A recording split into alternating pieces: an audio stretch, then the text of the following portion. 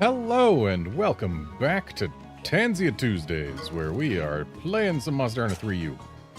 Let me just get this opened up.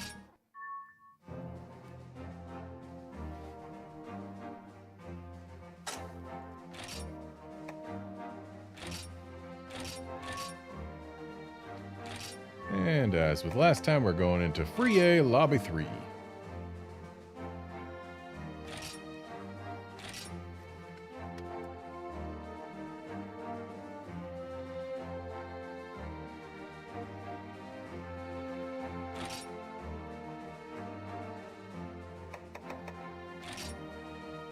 And with today being February 6th,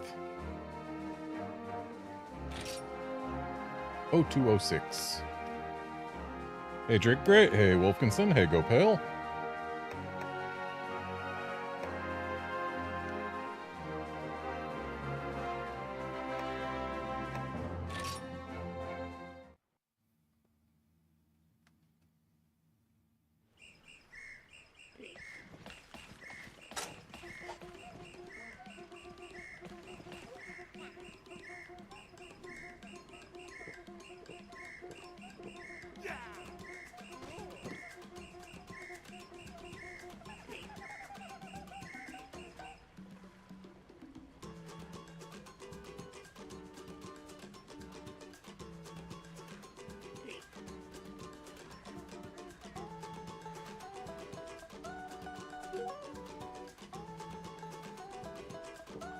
And welcome to the party, Wolfkinson.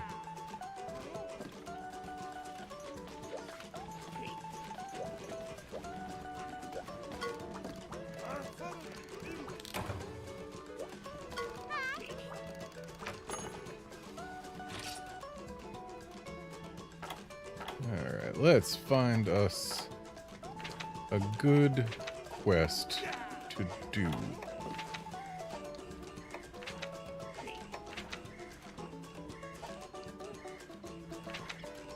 I kind of want to do Sea Shakers, but we've already fought basically all of those monsters last time. And you know what? I have put a specific guy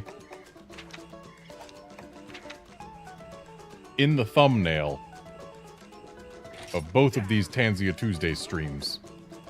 And we haven't even looked at the poor guy. So I'm going to go get a different weapon. And then we are going to go play with a Great Jaggy and friends.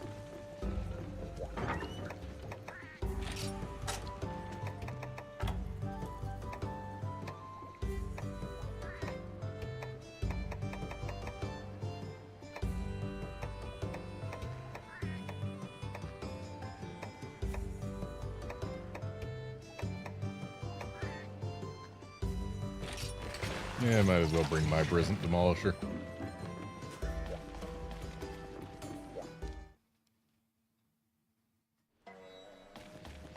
Oh, what I wouldn't give to be able to change weapons from the tavern instead of just the marina.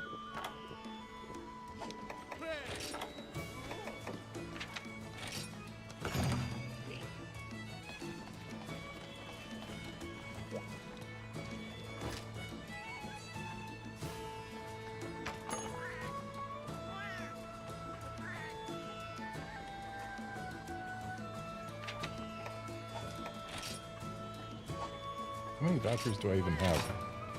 Guess there's no knowing, but I'm going to assume it's enough for me to use one every time I can't get Defender on my own.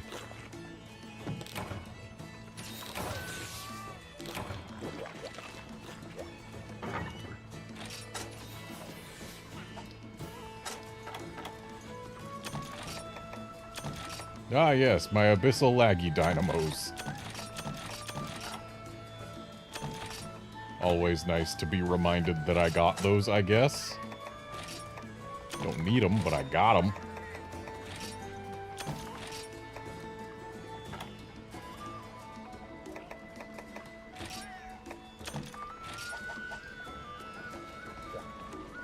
Right. This is in the Sandy Plains. Daytime or nighttime? Doesn't say. I'm going to assume it is both at the same time. Well, I'm going to disconnect as well. Very fun. Super cool. Love to see it.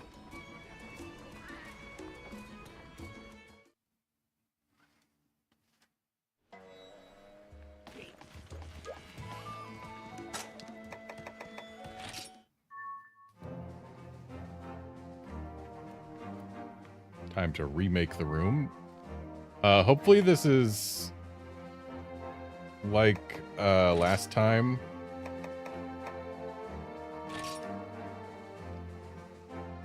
In that I disconnected super early on, but then never again for the entire stream.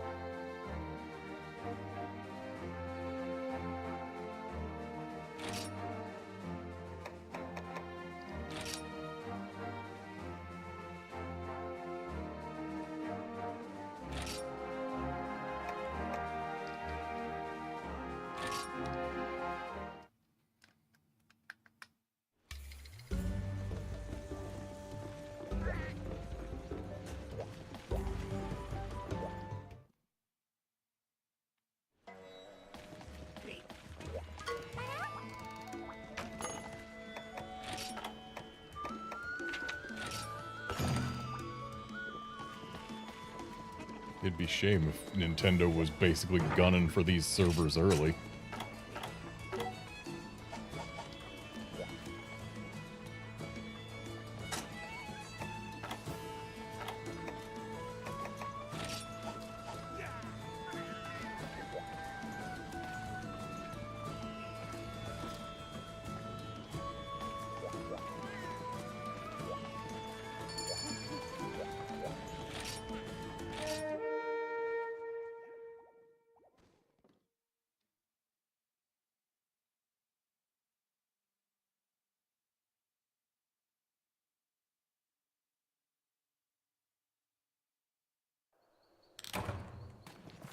Nighttime, okay.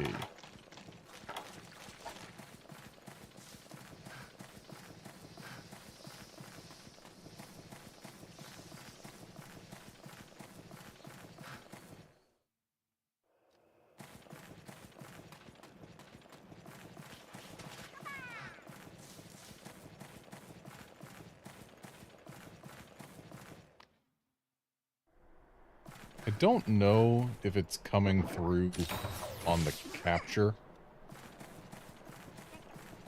but at least my personal view of this game,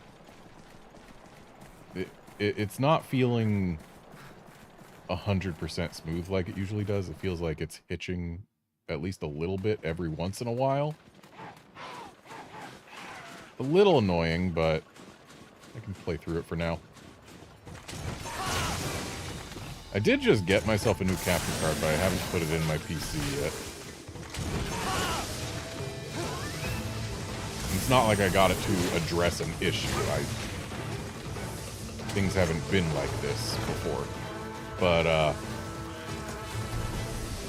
yeah, I got a new capture card that can capture 4K 60 HDR, which is, you know, it's nice.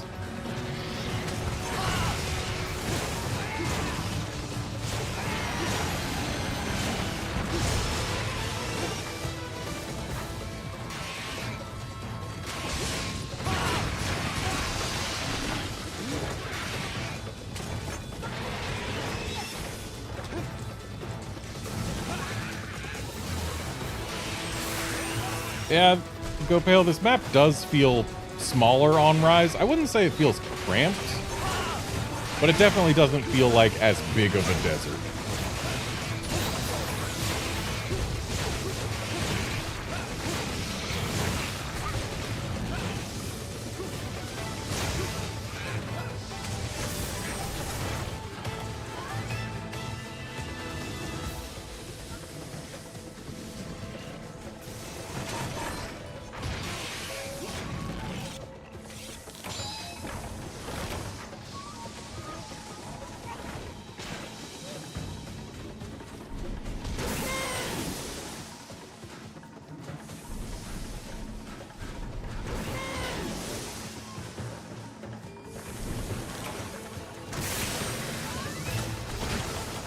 chose the wrong time to gather the sparkly.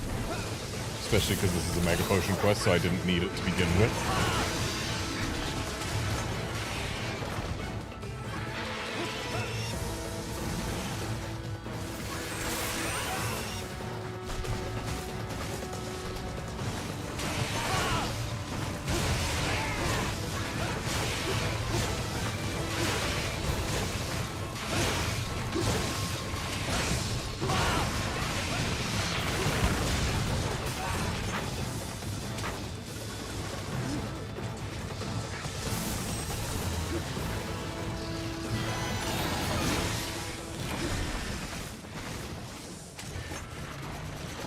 Goodbye, Nibble Snark.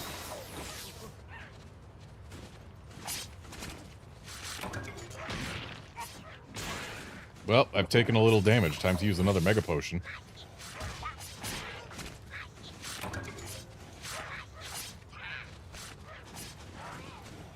I believe Great Jaggy comes next.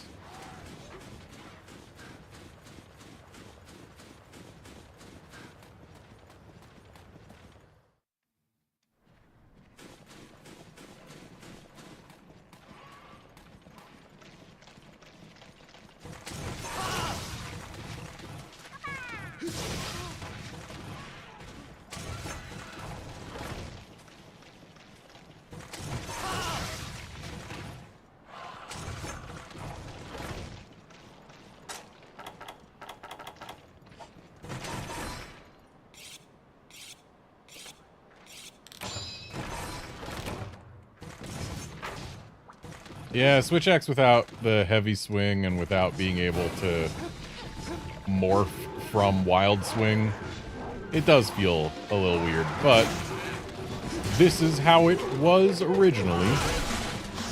And look at that, Great Jaggy's Frill, made of paper as always, gone in 3 hits. It's kind of interesting how in 4U they made it less papery.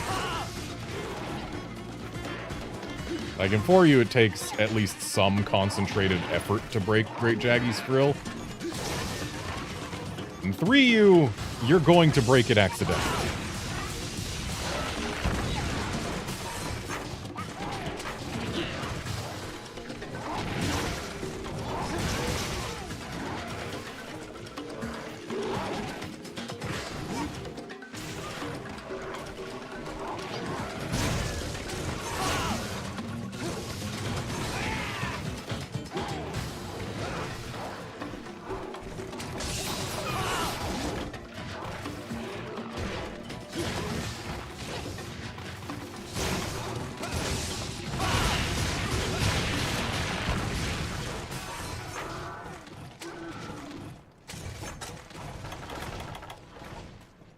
Poor Great Jaggy.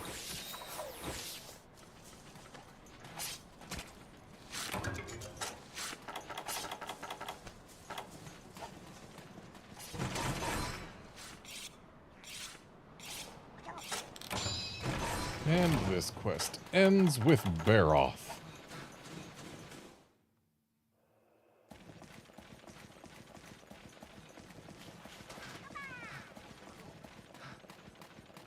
Now, if Monster Hunter Rise were to be believed, over here there should be a big old pit-type area. Which, I mean, I guess they really expanded this crack.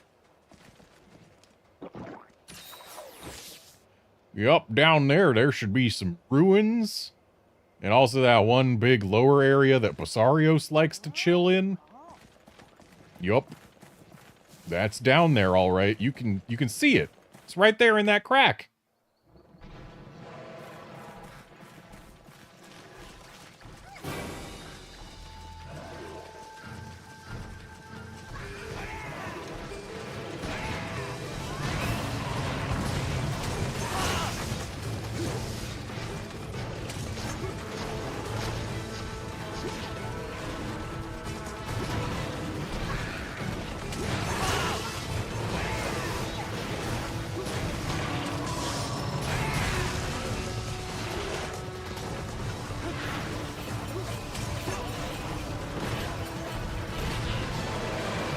Gopale, in terms of how long the monsters are surviving, at least in this quest, it's a 3-monster quest at the lowest tier of G rank, so they're not gonna last long to begin with.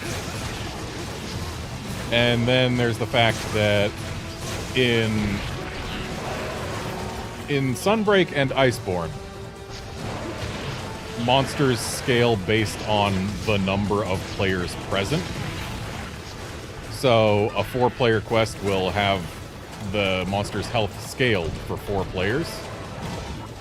Whereas here in 3U and even as late as GU, multiplayer scaling is multiplayer scaling. There's no different scaling for different numbers of players in games prior to Iceborne. That said, the multiplayer scaling in these older games is almost always scaled around 2 players.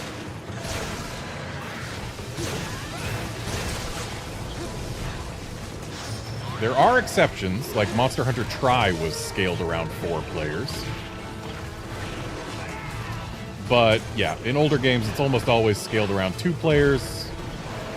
And that scaling ends up being less than a doubling of health. It's usually like 1.8 times.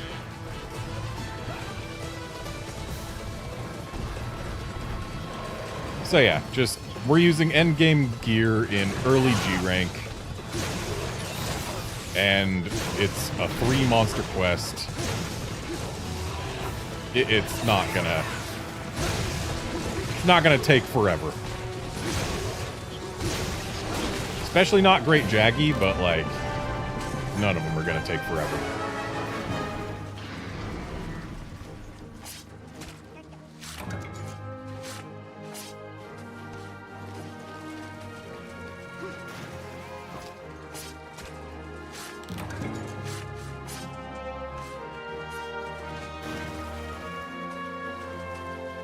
Well, I'm wearing endgame gear. Wolfkinson is wearing early G-rank gear plus I assume, Brisant Demolisher. Which is effectively an endgame switch axe.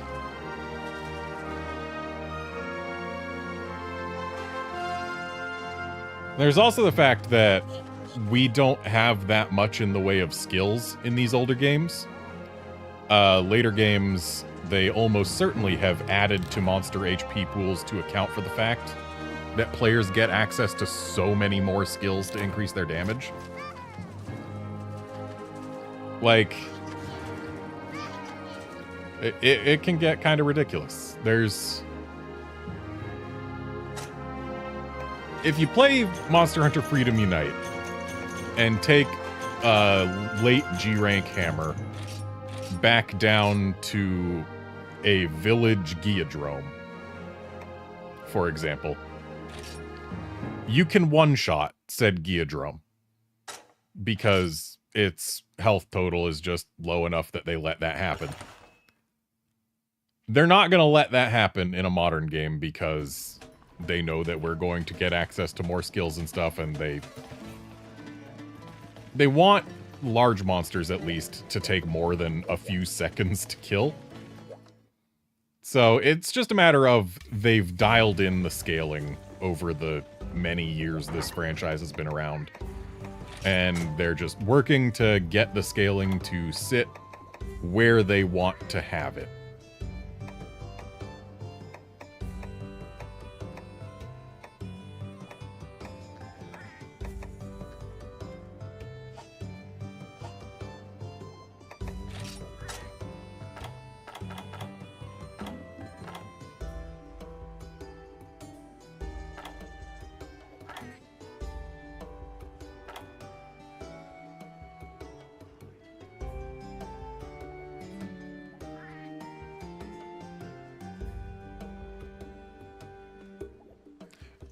I get it.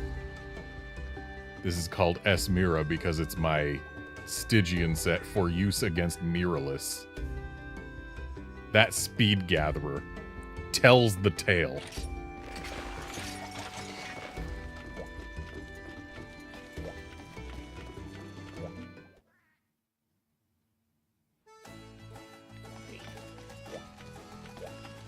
Anyway, we're doing mirrorless because mirrorless is cool and we didn't do it last time, and mirrorless armor is good. Gonna get Wolfkinson at least one step closer to having a different armor set. Ooh, feline swimmer too. Not bad.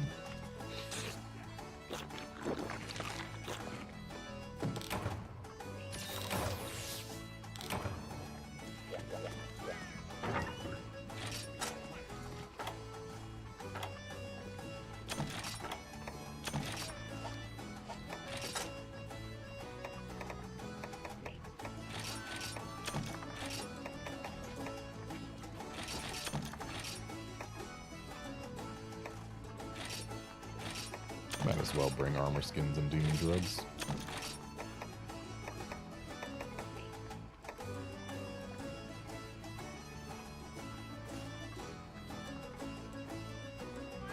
Yeah, the fact that I made a set specifically to have speed carving, or sorry, speed gathering for mirrorless. Yeah, that does make it more likely that you can get all 9 carves. Certainly doable without.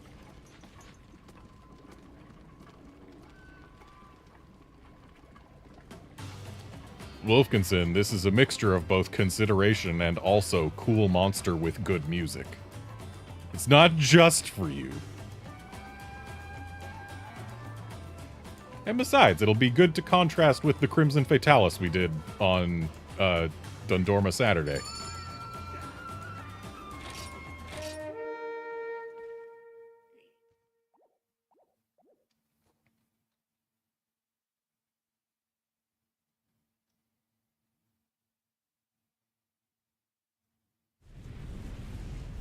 We're watching this scene. Just be prepared to dodge a meteor as soon as the scene is over.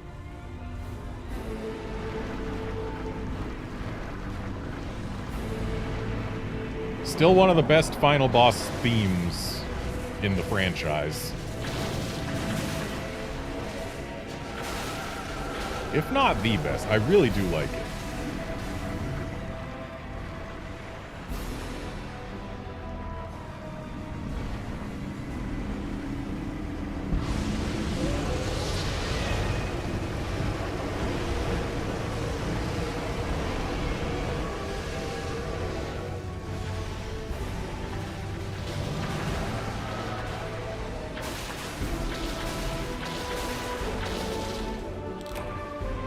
And I mean, the fact that it uses the leitmotif from To One With Life is just cheating for making any theme good, so like...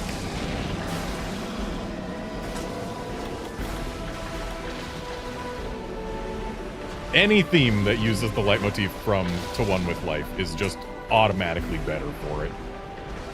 And I will hear no argument on that count, because any argument on that count is flat wrong.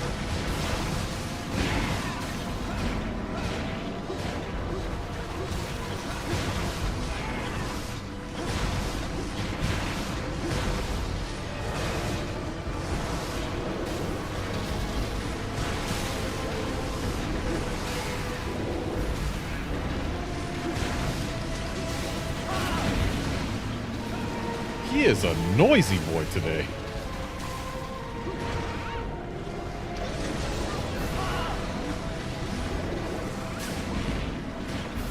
That is 4 roars already.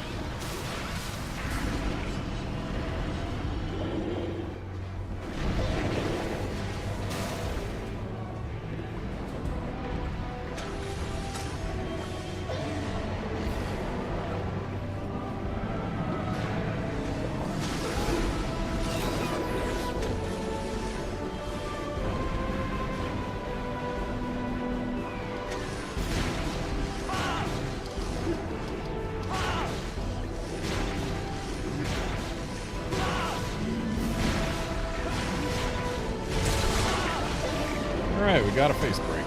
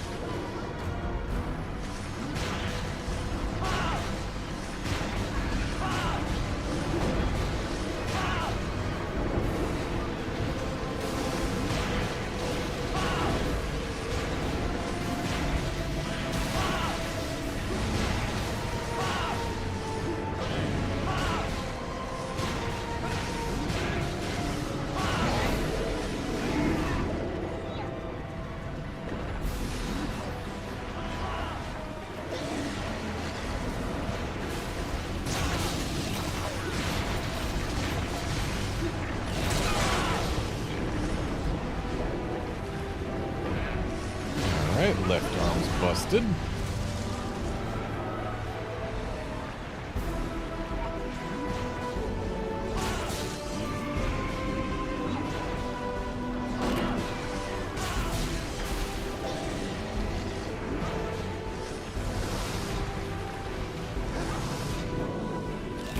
I need to sharpen because blue sharp ain't gonna cut it.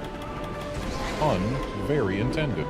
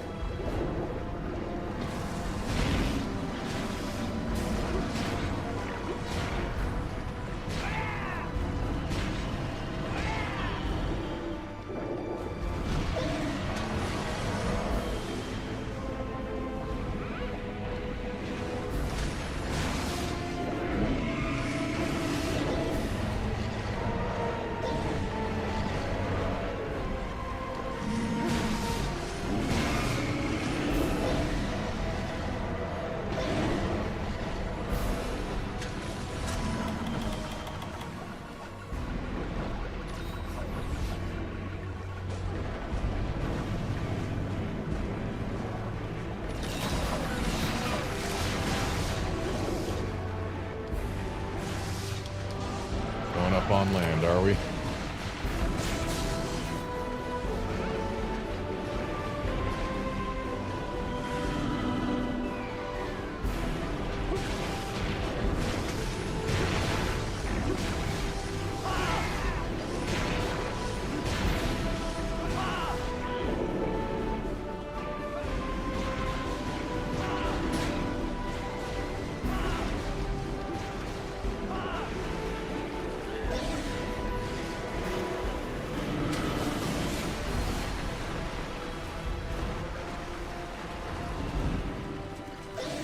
I don't think he's quite close enough. But now he should be. Yeah, I'm pretty sure that hit.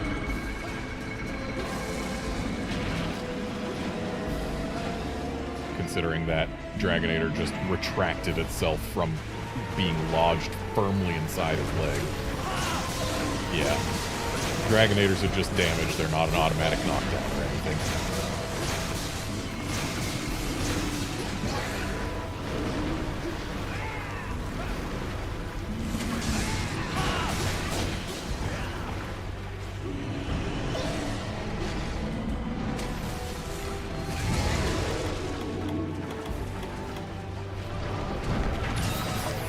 Oh boy, do I wish we were on the other side of it.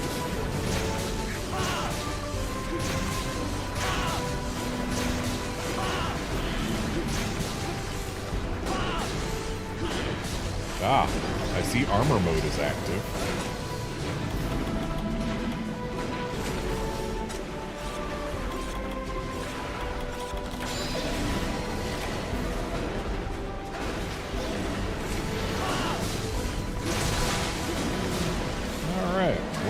The tail.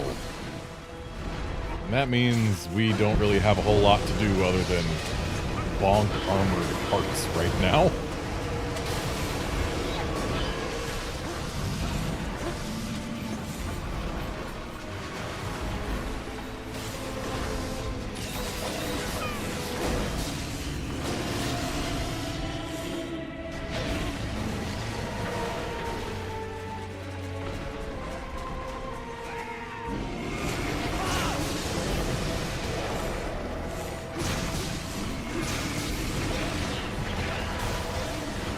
In Outlander, Mirrorless is allowed to no-sell his Dragonators because there are 2 of them on the map. And they're both really old and one use. Maybe not one use, but they're all old and rusty and stuff. He's allowed to no-sell them. He's big, they're old. He's falling down because he tried to Meteor Swarm. Can I reach the face? I sure can.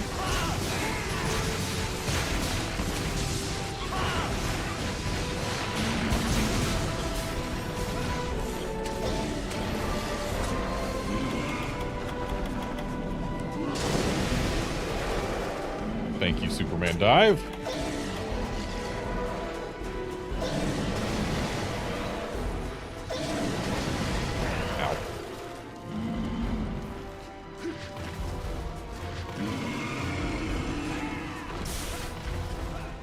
Sit and sweep. There's the sit. There's the sweep.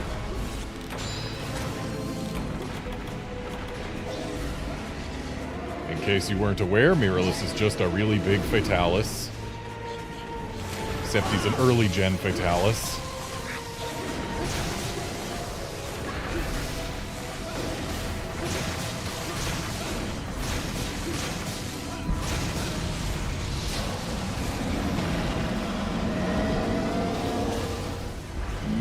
But the Mega Fireball that I dodged, that was a Mirrorless exclusive move. Fatalis didn't have it before Mirrorless got it.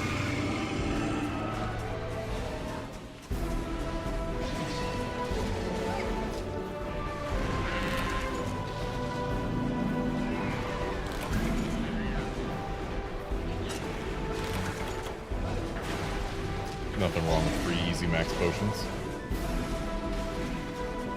Yes, the ballista ammo is only in the base camp then. That's what I was trying to find, is ballista ammo, so that I could do more to this guy during armor mode.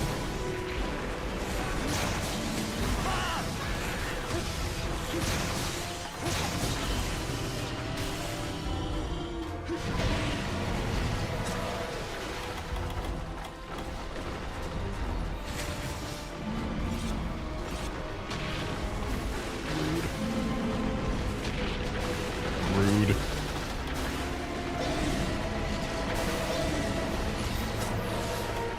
But I did have the easy max potion, so it's not the worst.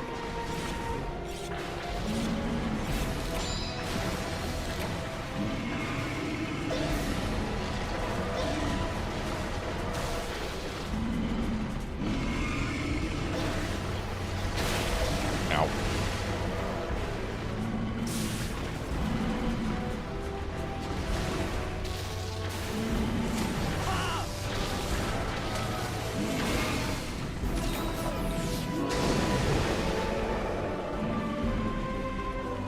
Pretty sure Mirrorless's Mega Fireball still has a bigger explosion than 4th gen Fatalis's.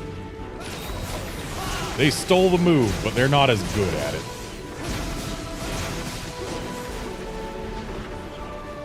And with the way this guy's slowly walking, I think he wants to go back in the water, which I'm totally cool with, because that makes it a lot easier to reach the parts we have yet to break.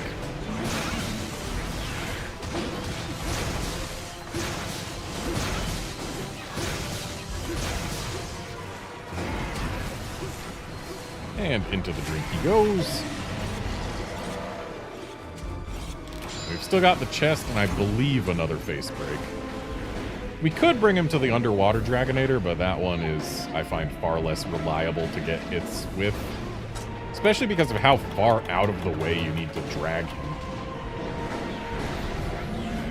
Because, like, he gets in the water over here by the beach, and unless you specifically bring him over to the underwater Dragonator, he's never going to end up anywhere near it.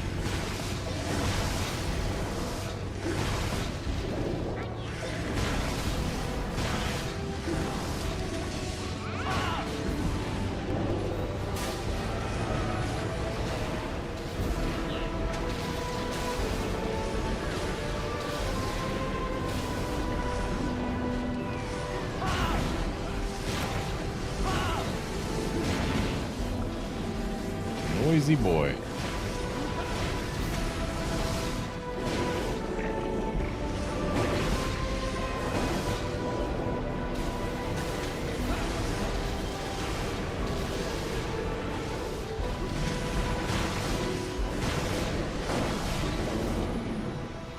It hurts me inside that the monster formerly nicknamed, because it never officially had a name, the monster formerly nicknamed White Fatalis is now officially Old Fatalis.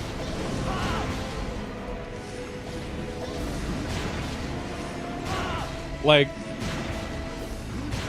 old? Couldn't at least go with, like, ancient? But no, he's just old. There goes the chest. I think we still have a face break left, but I'm not sure.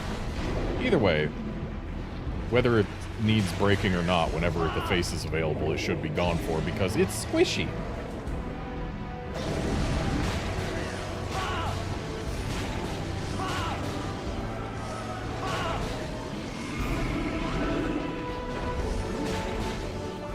Imagine doing a sit and sweep underwater, where it can be avoided by simply not being by the tail.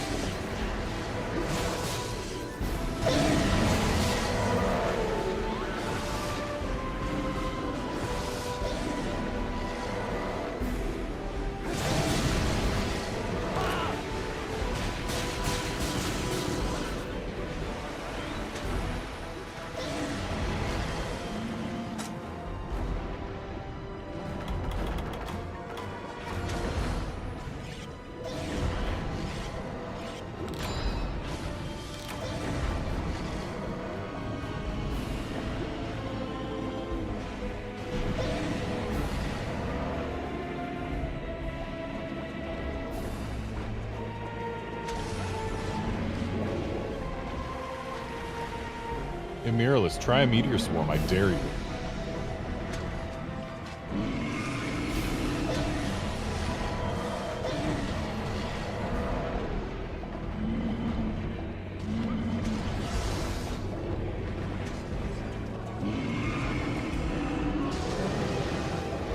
That's a fireball, sir.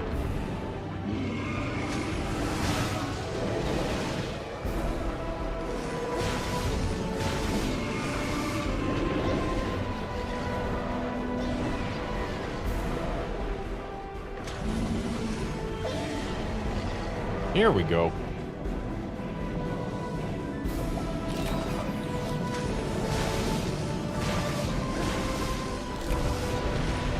Alas, neither of us was ready for it.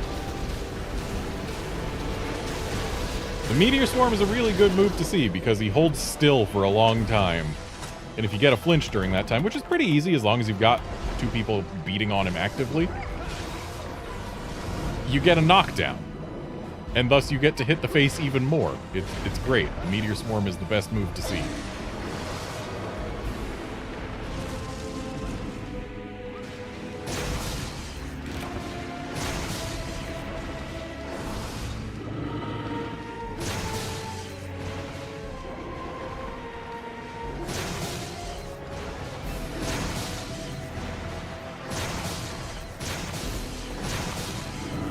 I am starting to think his face does not break twice, though. In which case, we've already gotten every break.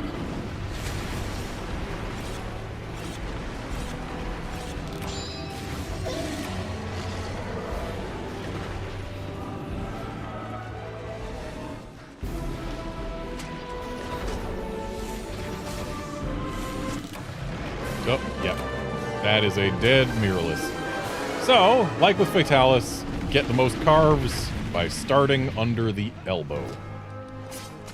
If you're positioned properly, you can get 6 carves without even moving. And then you move to the face and get 3 more. Ah, too high up. There we go.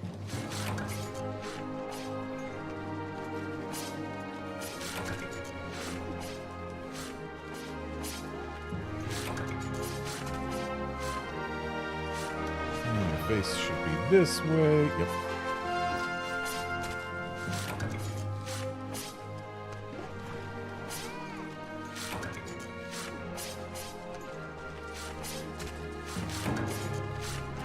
Well, I got my 9 carves, but I had speed carving, so I cheated.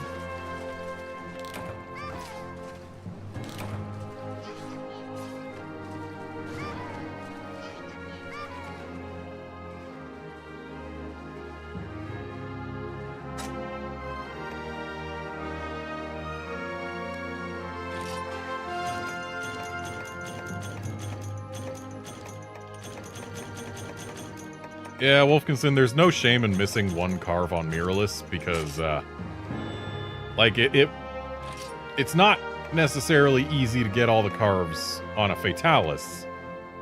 And Mirrorless is a Fatalis, but really big, so the carves are farther apart. Like, yeah. Grats on your heart. But yeah, it's one of those where, like, getting all 9 carves either takes speed carving or you need to be on it. And I mean, hey, sometimes it's impossible to get more than 6 carves on a mirrorless because he's so big that his face ends up outside the playable area. Ask me how I know.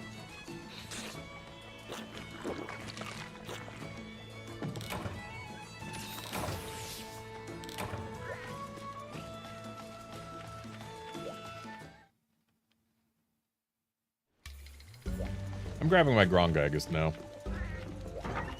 Because we're doing this game's other black dragon.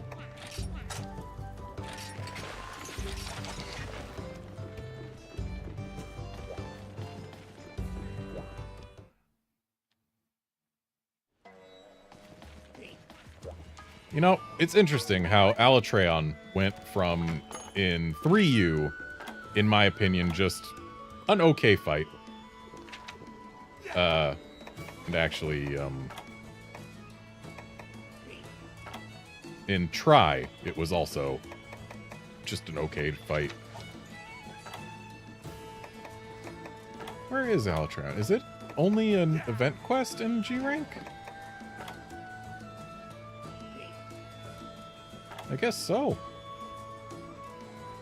'Cause I'm not seeing any quest here that looks like it would be Alatreon. So I guess G rank Alatreon is event only.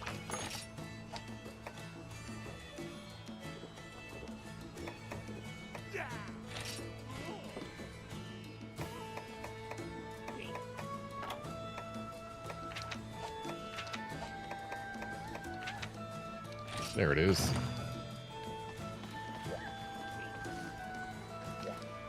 But yeah, Alatreon in Try, just an okay fight. A bit grueling in that game. Mainly because in Try, all multiplayer monsters were scaled for 4 players. And Alatreon was the end boss.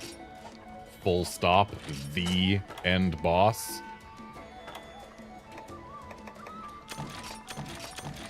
And then in Portable Third, they made it so that you could knock Alatreon over by flinching its hands. And thus he became basically unable to stay in the air. Or not in the air. Stay upright, just in general. So, if you want to have an easy Alatreon fight, go play some Portable Third. But then, in 3U, they made him harder to knock down. Now he's just an okay fight. And finally, they added it to Iceborne, completely revamped the thing. And Iceborne Alatreon is my favorite fight in the franchise, so, yeah.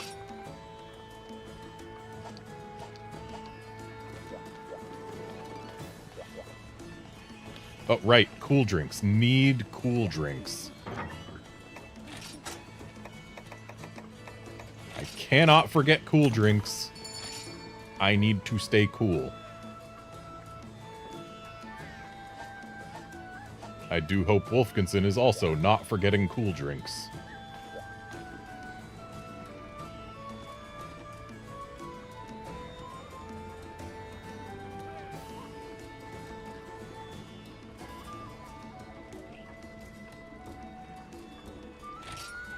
And off we go.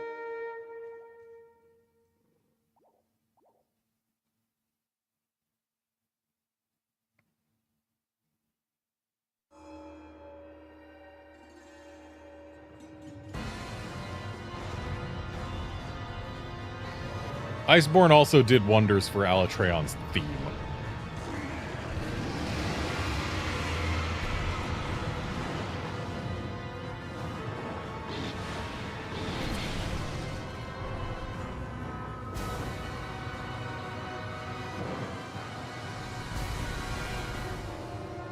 So, Wolfkinson, the tail belongs to you. I can't cut it.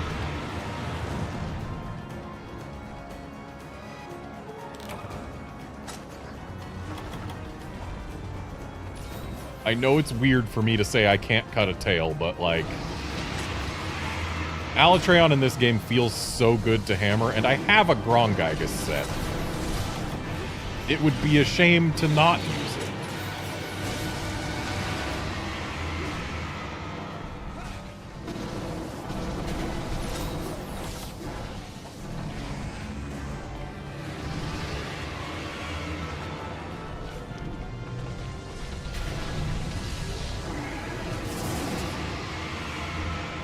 Dang, already in air mode, huh?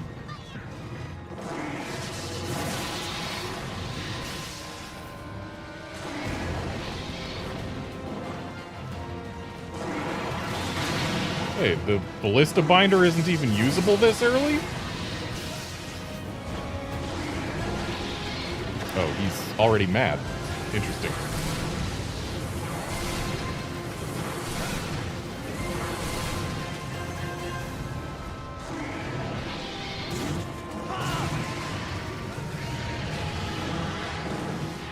And we're already getting an ice storm. Who's it gonna pick? Is it gonna be me or you? Which one of us gets to stand still?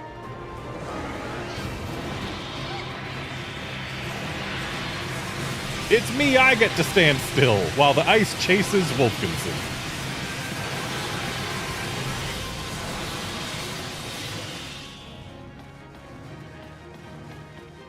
I love the fact that the ice storm just chooses one player to follow, and then the rest is just random drops of ice.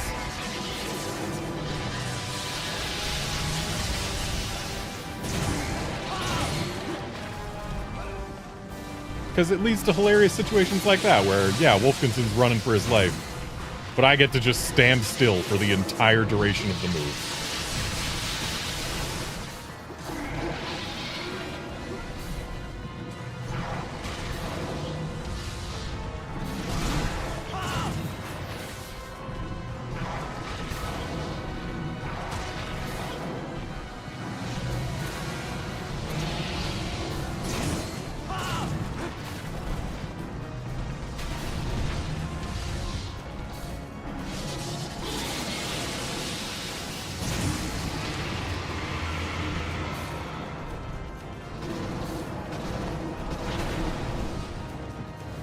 Hey, Altreon, you want to maybe come where we can reach you?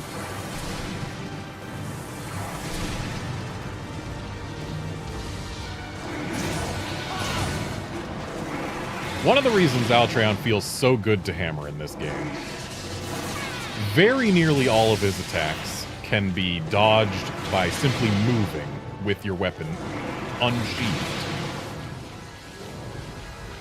And a lot of his attacks, he finishes with a little taunt where he puts his head exactly in hammering range for pretty much the exact duration of a super pound.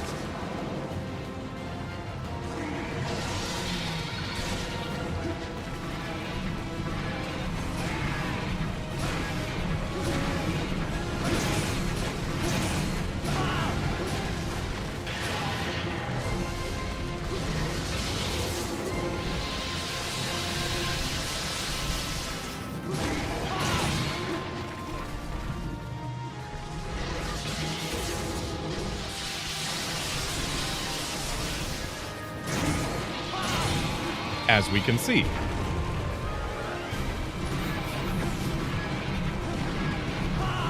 Wow, I was a little too far there.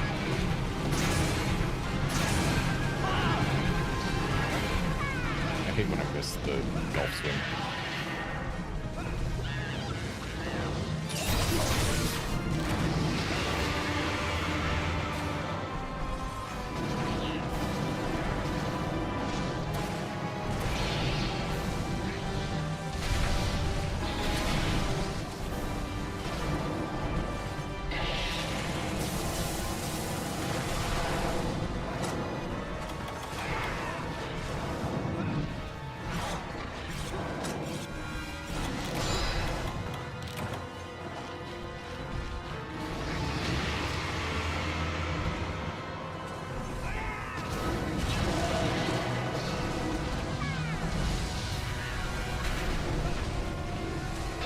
Also, one thing that you will quickly learn about Classic Alatreon versus Iceborne Alatreon The horns are a lot harder to break. Mainly because they're not tied to his main gimmick, and thus breaking them isn't mandatory to survive the quest. Breaking them is to get yourself Sky Piercers, and only to get yourself Sky Piercers.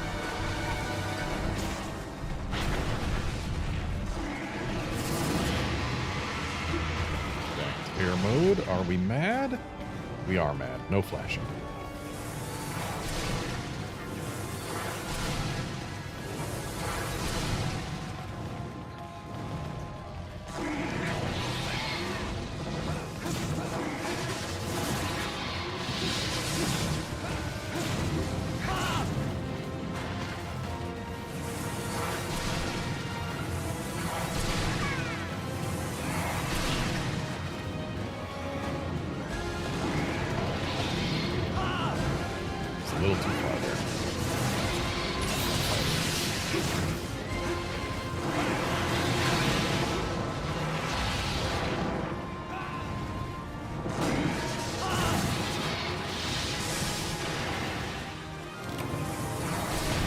Ooh, binder's back up.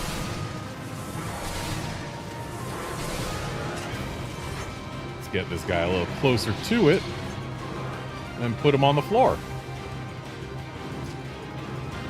Yeah, that's close enough.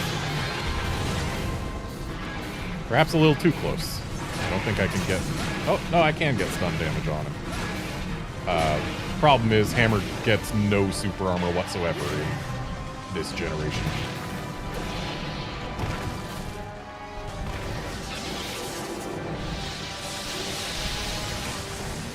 Okay, yeah, that was not a good place to be caught.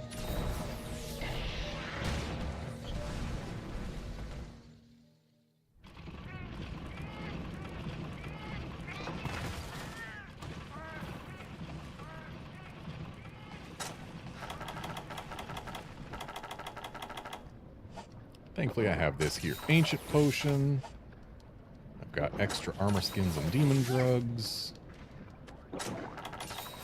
And I've got a cool drink.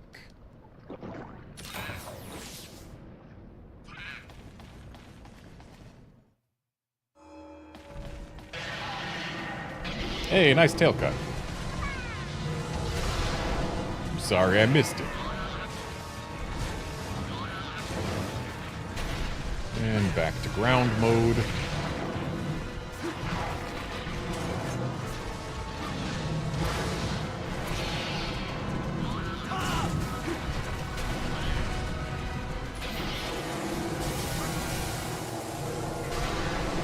So, as with early gen Teos, Alatreon, when he does his forward dash, has two choices. Either go straight forward, or apply all of the turning. There is no in-between.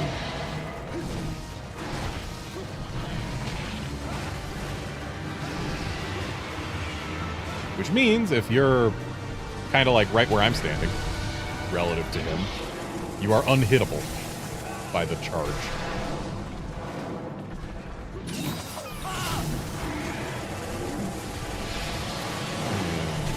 Dragon jump.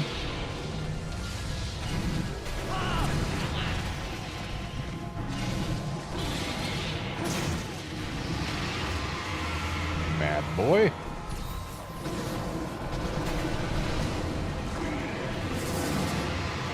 Air mode. Ooh, that's the attack we like to see. Oh, he only did the one. We like to see the repeated slaps, because he will always put his face where I can reach it at the end of repeated slaps. Alright, who gets to hold still this time?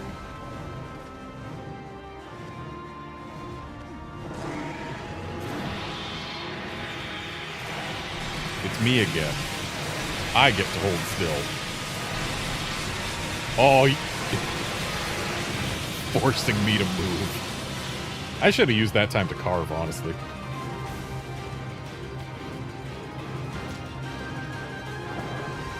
Yep, he's on the ground. We do not bind Alatreons who are sitting on the ground. We do hang out near them and hope he does more lightning attacks. But not specifically that one.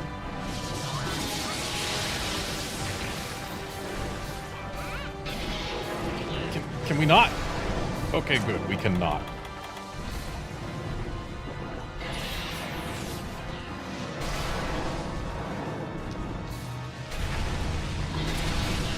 Now, the reason I like to see lightning attacks is they put his face where I can reach it. And I like seeing... Oh.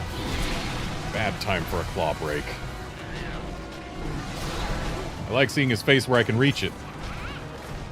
Because the not cone one, he always follows up with this little taunt. Which, again, puts his face exactly where I can reach it. So if I'm close enough when he does the area lightning, it's great to see. Because, hey, you just put hammer on his face.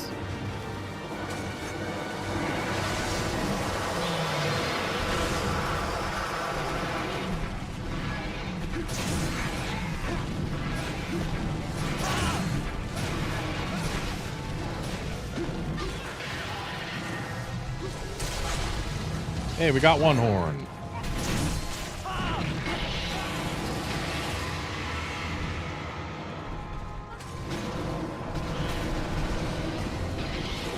Also, because I carded Jojo, Wolfkinson is currently the host of the monster. Meaning I don't get to see breaks until after he stands up.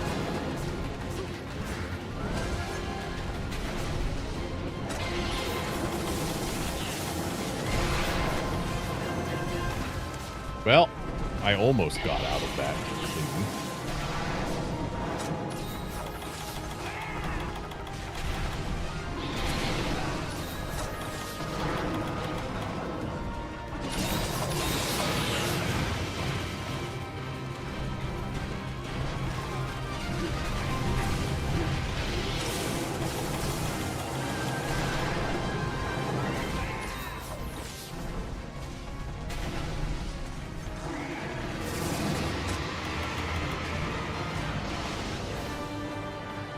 And we're mad. Of course we're mad.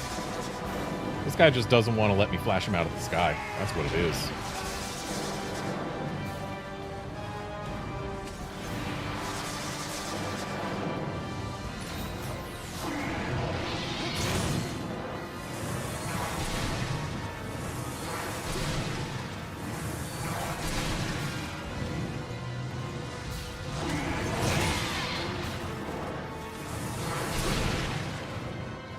Oh, I'm glad he didn't go for the repeated slaps on me there, because I would have taken a hit because I was a little too close.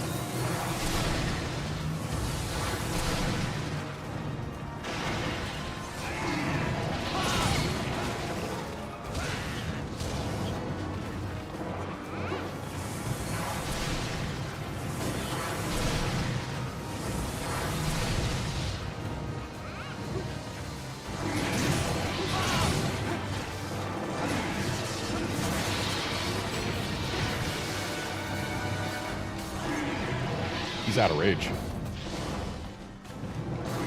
Of course he turned.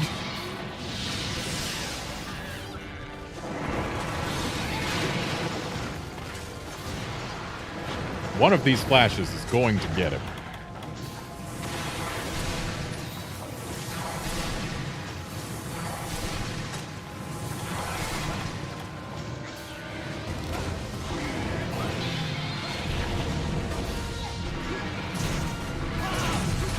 Wish it was one where I could reliably hit the face. But hey, whatever. The binder is ready. This guy's mad again. As soon as he hops back up in the air, we get us a good knockdown.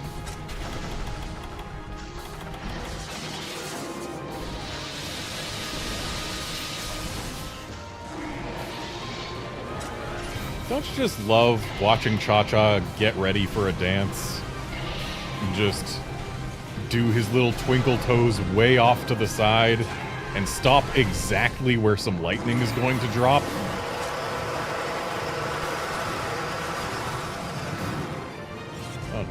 Okay, we're fine.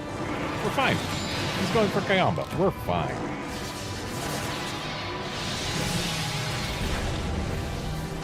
Nice.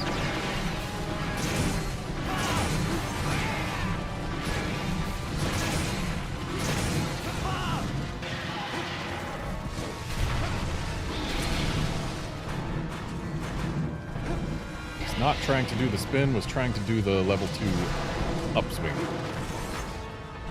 It's great for repositioning while also getting in a decent chunk of damage.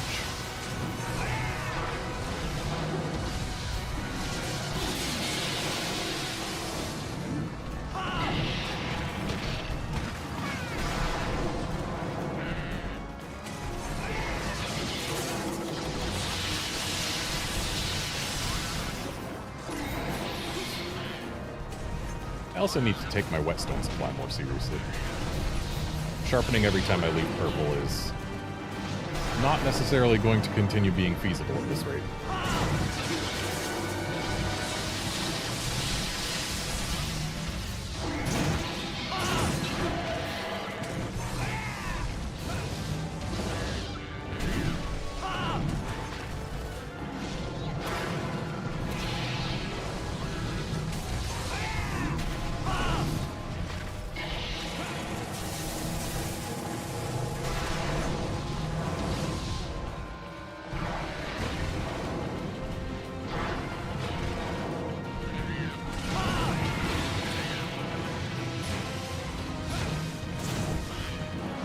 Yeah, Outlander, if you want to keep being impressed with the quality of monster models in this game, remember that a good chunk of them came from a Wii game.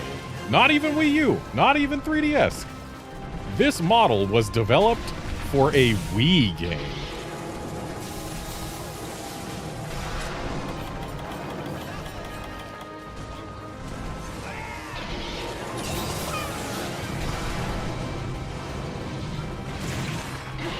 Sorry. But hey, I got you out of the way of that dragon charge, so it's all good.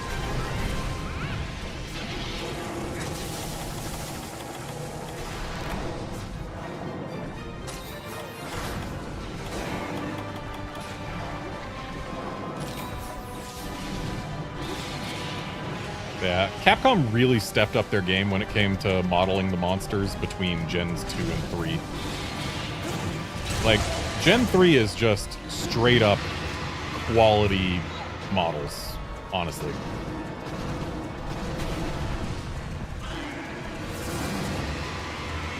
And while the wings are unbroken, we're not going to get that break, which means only horn number 2 remains for us to break. And the binder just got ready.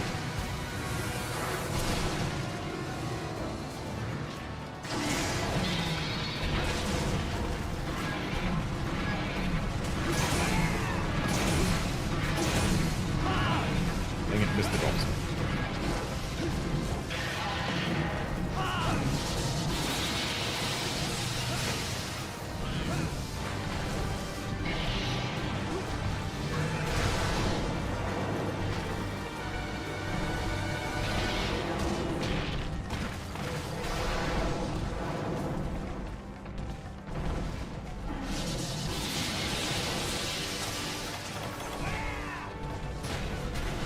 It occurs to me, I probably don't have honey in my pouch.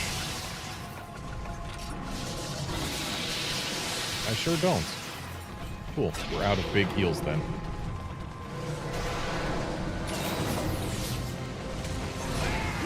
Other than those that come from Shakalakas. Yeah, Alatran, you maybe want to do that where your face is where I can hit it? Instead of repeatedly doing it there? Please. There we go.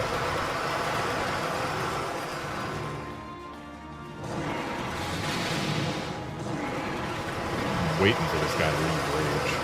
The moment he does, I've got my flash ready. Uh-oh. Okay, good. Single slap. We're totally fine with single slap. As long as I get tremored by it. If I don't get tremored by it, then I would rather see multiple slaps. His multiple slaps always end with the taunt that puts his face where I can reach it. That was just a bad time to try and charge my hammer.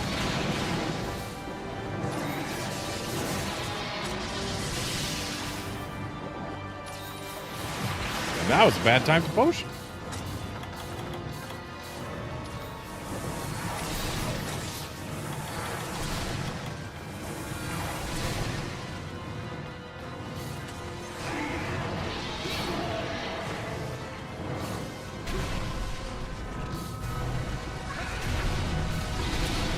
I much prefer seeing him in air mode. Whenever he does lightning, he's more likely to put his face where I can reach it. And I love when his face is where I can reach it. Just hammer things. Actually, in this case, it's just everyone things, because we want those horns broken. Specifically, we want that other horn broken.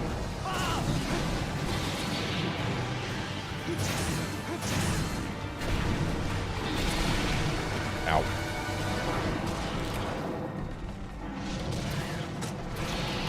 Well, we've got the binder for the next time he goes up in the air. Just use this for the big heal.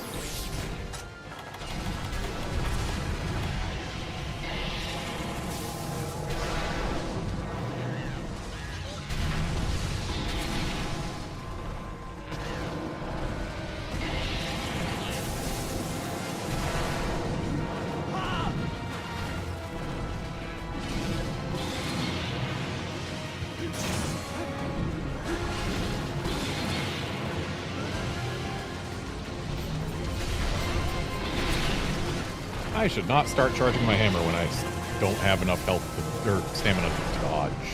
Dodging is an important thing to be able to do.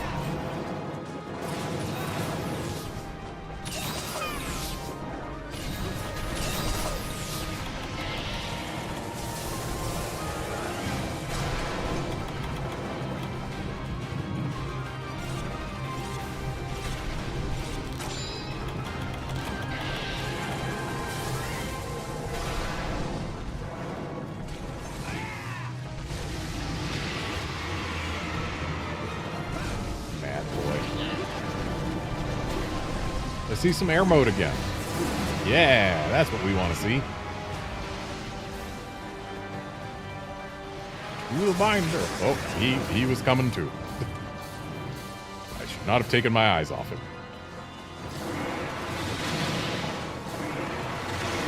Yes, Alatrail. Come this way.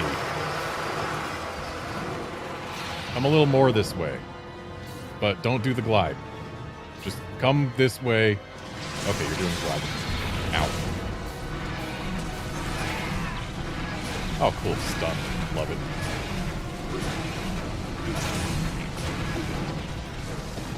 Okay, I need to just put health in my body.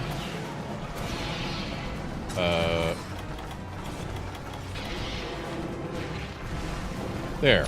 Now I'm justified using Dust of Life.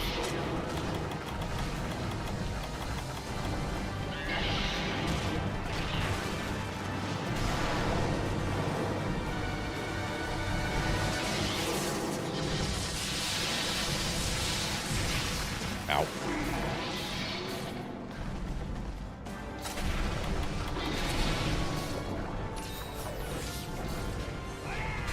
Yeah, I feel like I definitely should have brought some honey.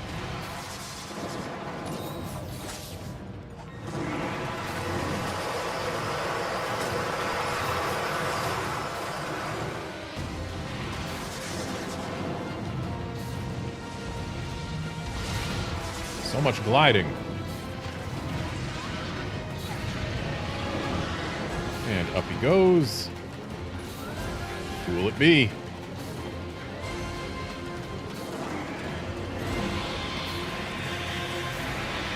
It's Wolfkinson again. I get my carves. Or no, it's Cha-Cha. Or maybe it was Kayamba. Point is, it was neither me nor Wolfkinson, so we just got some free time.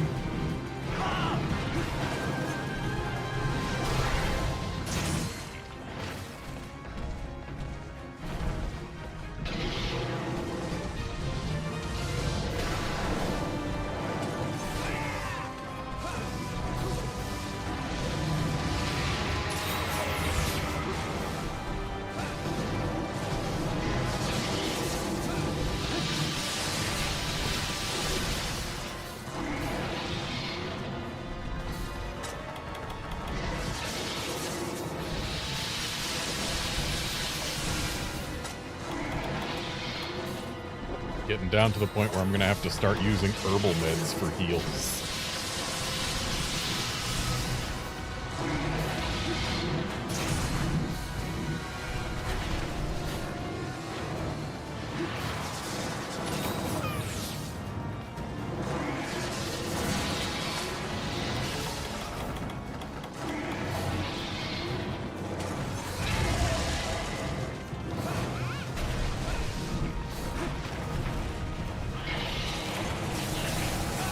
Of course, the Ballista Binder is ready for use immediately after he lands.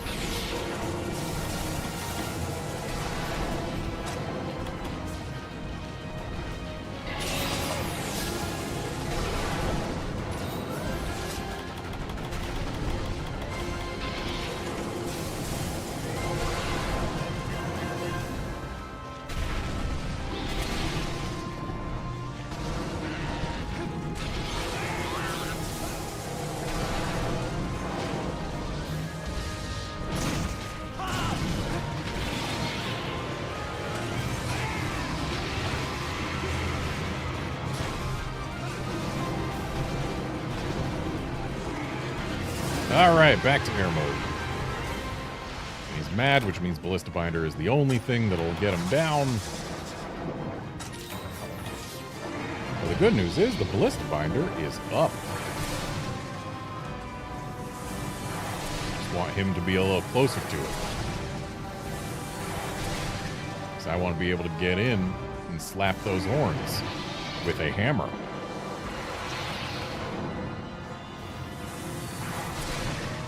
Yes, yes, this is what I want to see. I mean, it's still a little far, but...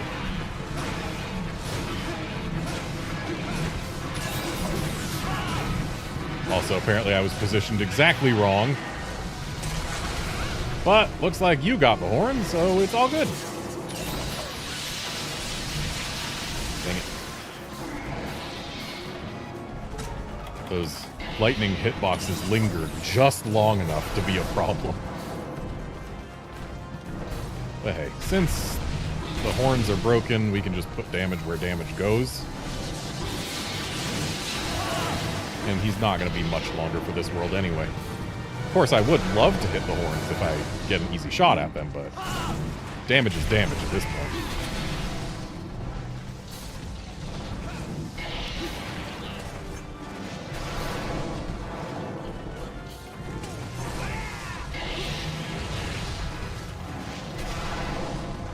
Especially with my healing supplies being so limited, I have reason to want him dead sooner rather than later.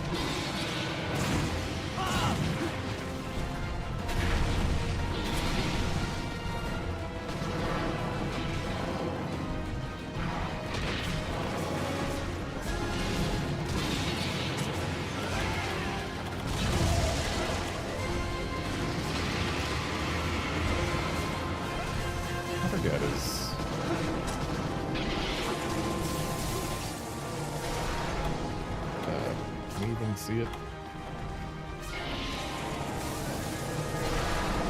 Or it'll be an equipment where you see it. Okay, so in this game they already have it, so that Dragonblight isn't affinity down, it's kill element. That's right, it's only try where, or I think it's only try where Dragonblight is affinity down. And it looks like there's a disconnect happening, but we're close enough to the end that it should be okay. So, we just each finish up this quest on our own.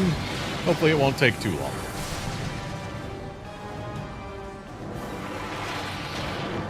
Ow.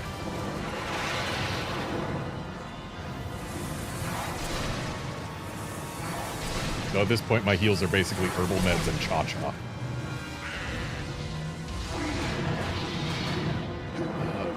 Hate when I get a level 3 charge when I'm trying to do the level 2.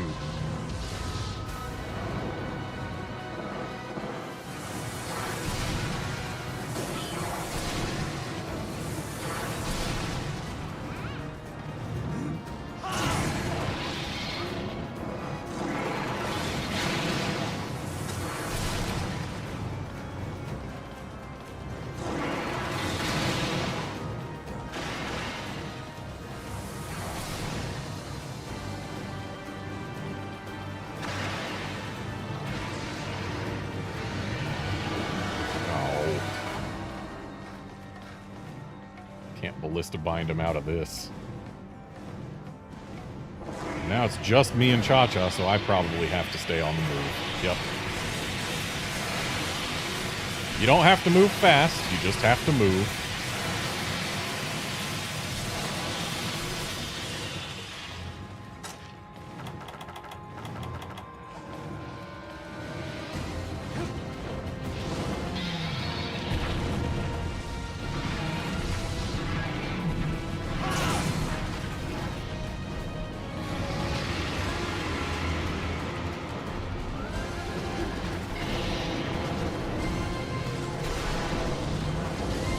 Buddy, you want to get out of that lava?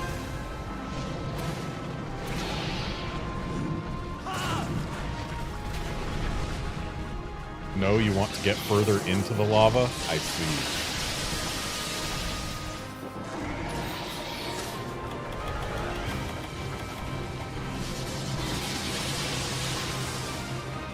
Would you please get out of the lava? Thank you.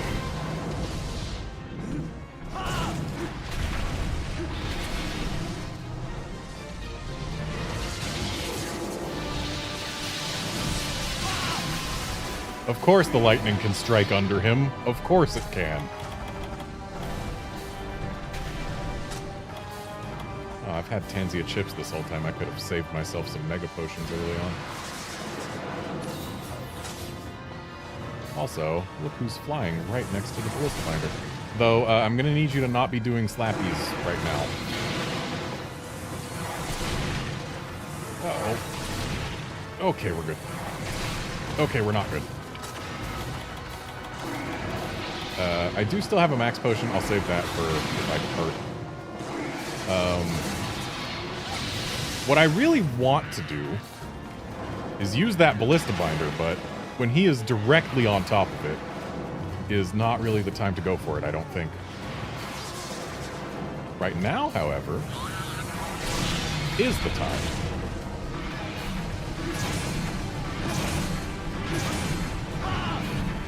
And as usual, I missed the golf swing.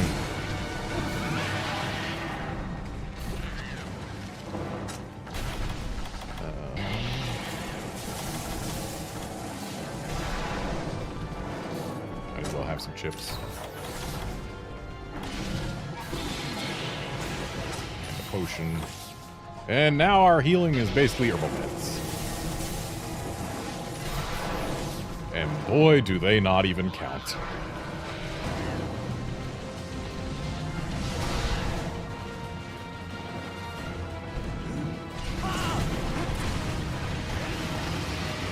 Of course he had to put a fireball right at the edge of where I was dodging.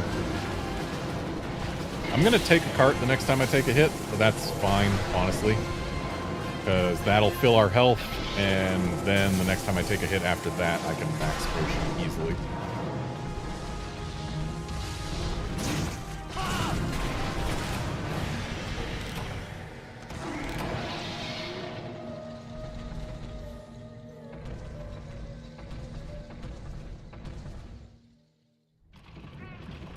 Shame there's no camp item box in here to take first aid meds from. It'd be nice to have at least some extra healing.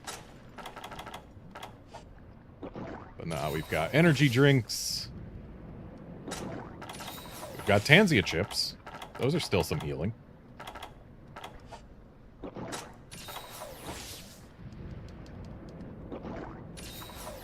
We got Cha-Cha back.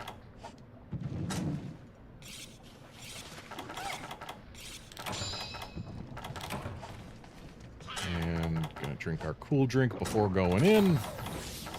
And then we're gonna go in and kill him with the very next hit we do. Just watch. Where is he? There he is. What are you doing way over there, bud?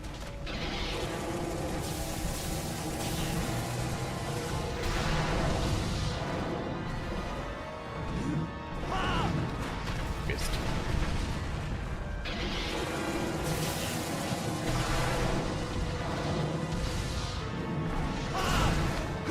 Okay, I guess he had more than one hit left in him.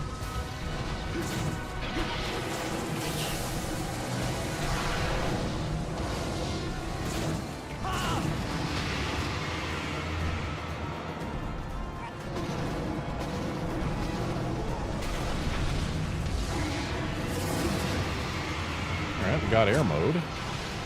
Shame he had to enrage right before entering it. And there's no way the ballista binder's ready yet, so... never mind.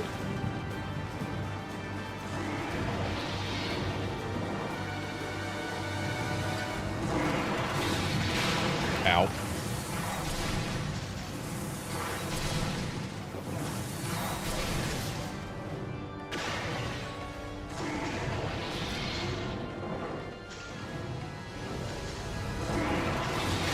Close enough. Are you kidding me? I hate that this move is immune to ballista binders.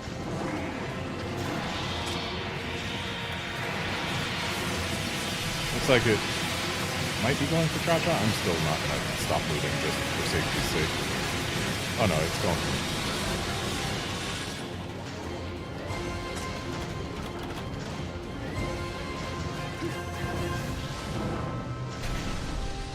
Oh, of course he was still mad.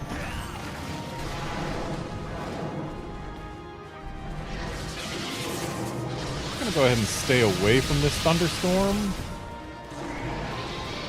If I was in front of him, I might have considered sticking a little closer, but...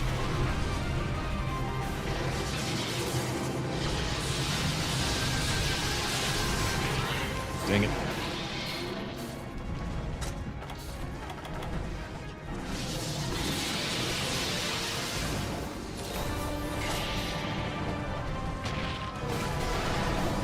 Barely caught me with the edge of that.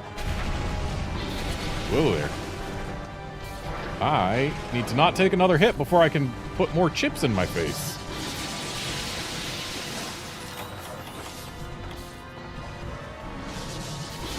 Well, he's out of rage now, so if he would do me the kindness of flying, then I could get myself a nice opening.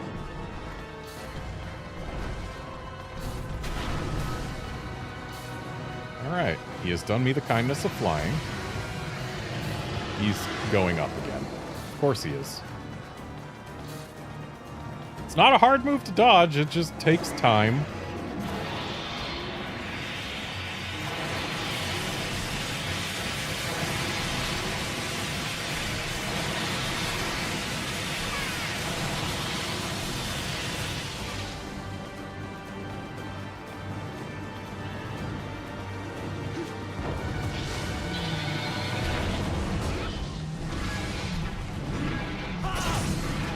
Would have loved to see a KO or a kill with that super pound.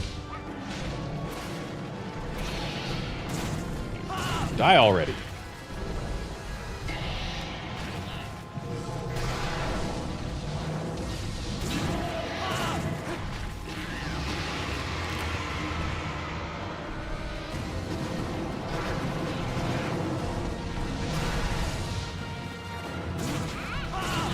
I hope Wolfkinson's doing better than me. Oh, good. Wolfkinson is doing better than me. He's done. I've still got some time left, but I have to be playing very carefully. Ooh, Binder's back. Hey, Alatreon, would you like to fly again? Yes, you would. Glad to see it. Don't hit me.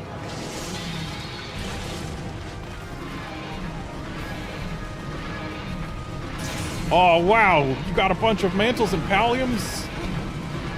I wish I was that lucky, Wolfkinson. Also, wow. This freaking face flailing. Pulled his face out of all of my swings. Okay, that was... I should have gone to the right, not the left. Cha-Cha, heal me, please.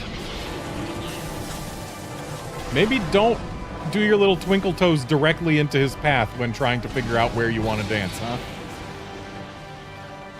Why are you twinkle toesing so far? Just dance where you are, please, Cha-Cha. At least it was a large heal.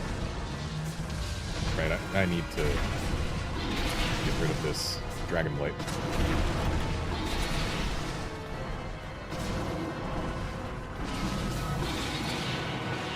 How many times have we watched Cha-Cha do his little pre-dance twinkle toes to the side directly into the path of something? It's so bad.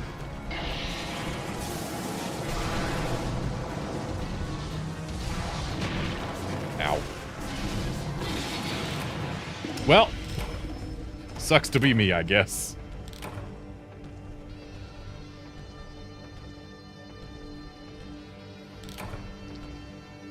Slapped directly into a fireball follow-up. That one, I don't think there was avoiding that cart after I took the slap.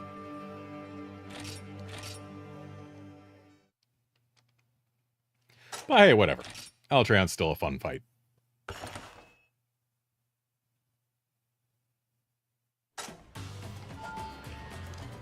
And now, to remake the room again. Hopefully this time for the last time.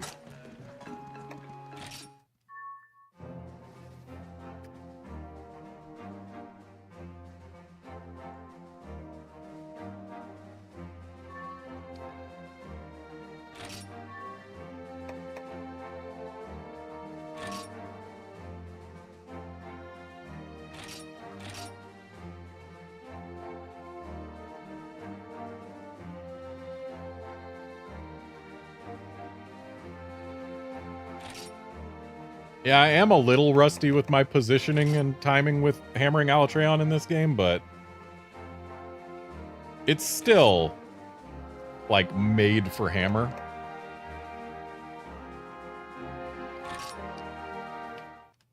And, like, even here, I was getting some good whacks in on the face when he was giving the openings. It was just...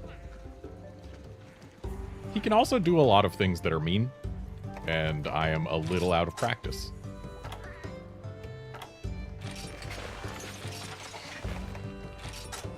Anyway, room's back up.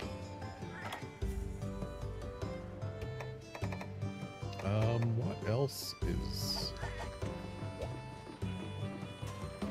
interesting that we can do? Also, what does Granny Go-To have today? I should be checking her more often. Sometimes she sells things that I need more of.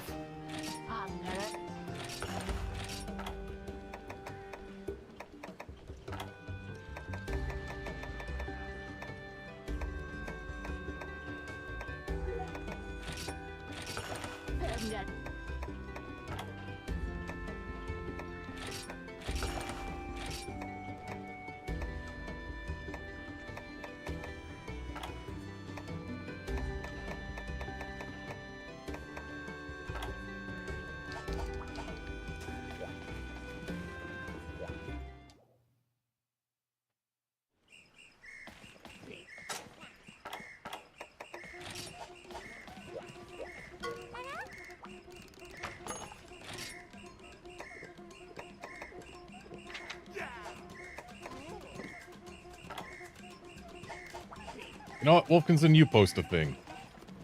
I posted the last everything.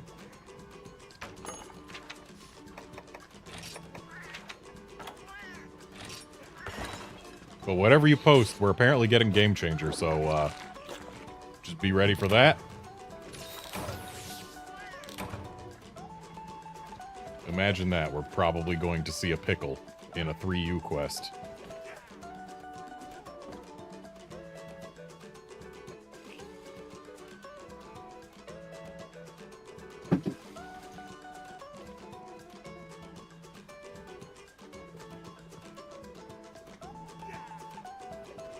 You just heard a thump or whatever. My cats are wrestling, and one of them tackled the other off the bed. Aha!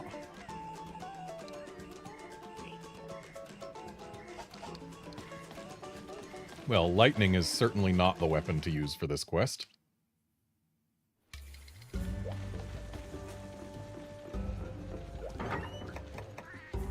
I think water will be my best choice overall. And thus, let me find my Seadeed axe. There it is. It's not a whole lot of water, honestly, but it is water. Also, I really like how the Seadeed axe looks.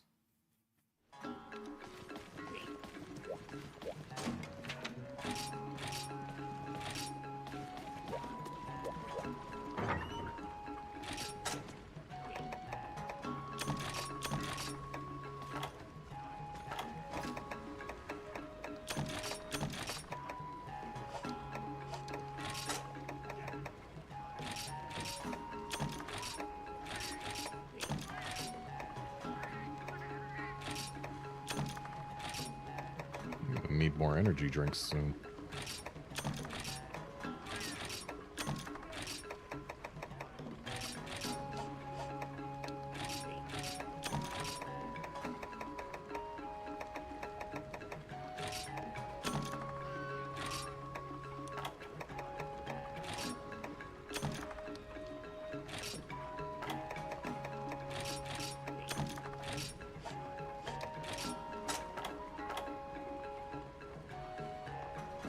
So this was Dust of Life, Ancient Potion, Demon Drug, Armor Skin. Okay, we're good.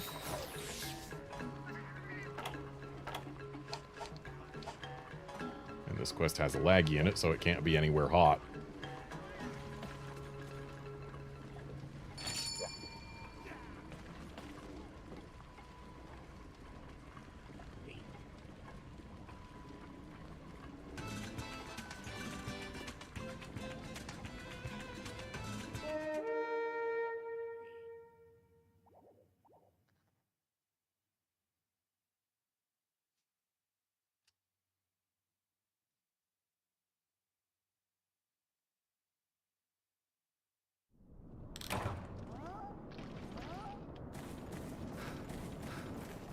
Okay. So, Rathalos should be up first, which means this way. And then that way.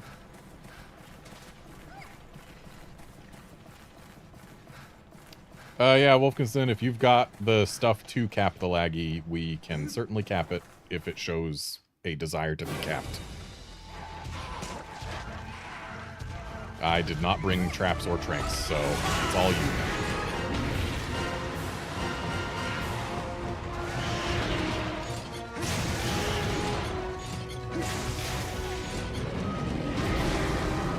Still kind of boggles the mind that Monster Hunter 3 Ultimate, specifically Monster Hunter 3 Ultimate, was the first game in the franchise to have dynamic monster shadows instead of just a circle shadow.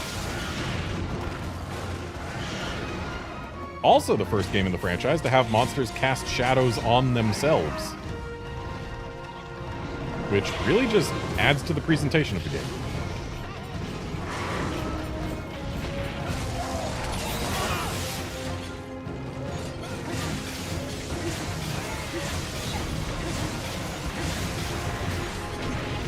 It's part of why this game's visuals still hold up so well despite it being over 10 years old. It's hard to believe this game is over 10 years old, but it is. I think it's 12?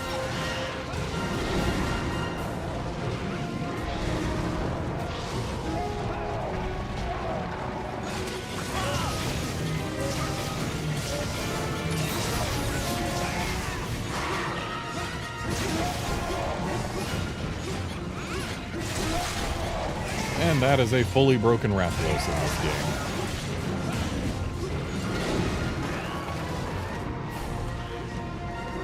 His back brakes weren't added until for you.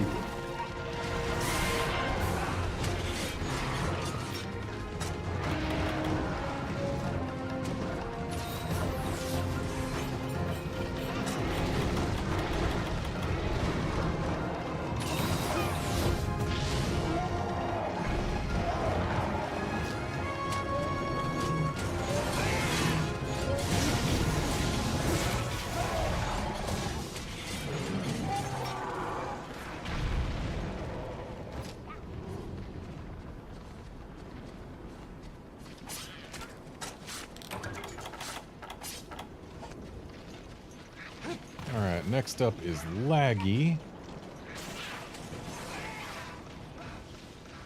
Which means we hop down here. Or wait, no, this is... Or wait, this might be where laggy spawns. It's either here or in the cave just below the nest. I think it's here, though, for standard laggy. Ivory laggy is definitely in the cave below the nest, but I think standard laggy spawns in here. Or it's already here. Or Wolfkinson has encountered something else. Looks like it's already here, though. In which case, I will go over there. Wait, no, it shouldn't be already here if this is a Mega Potion quest. What have you got there?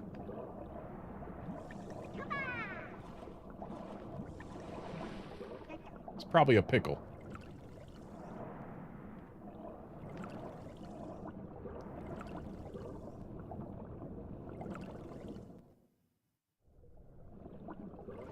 Yep, there's laggy.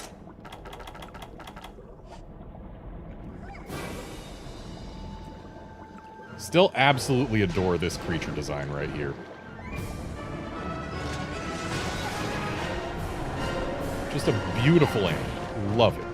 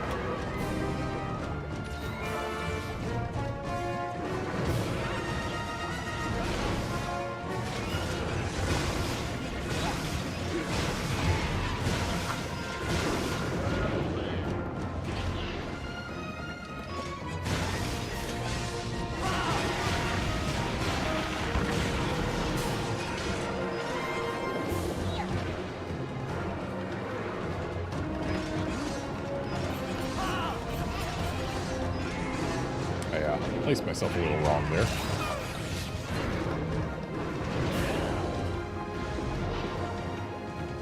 Oh, Game Changer brought in a purple Ludrop. Truly the most dangerous of threats.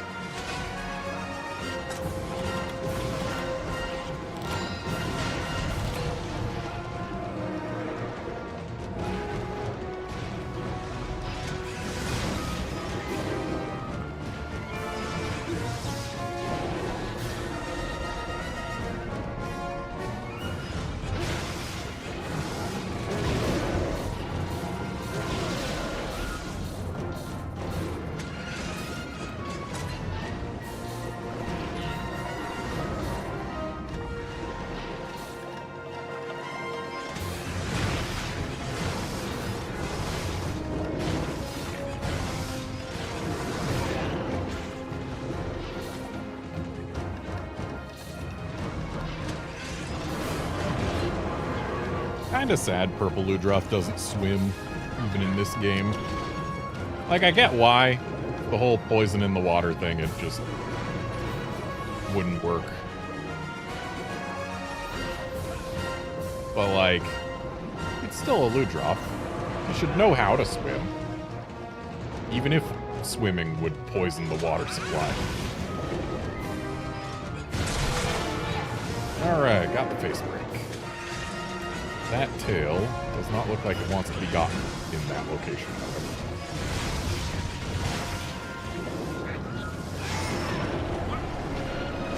But the tail is the next most valuable break if we're trying to get things that can be gotten via capture. Its mantles only come from faces and tails and captures.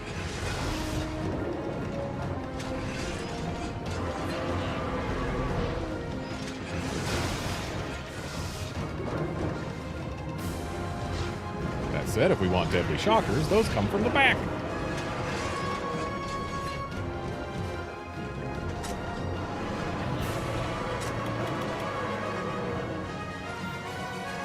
I feel like this guy could stand to behave a little better.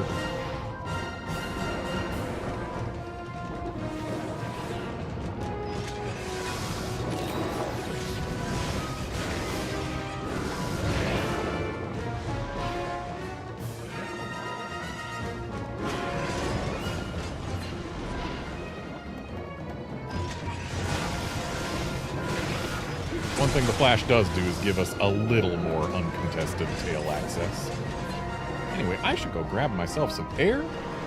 I don't need it for a while, but the thing's beeping at me, so... There we go.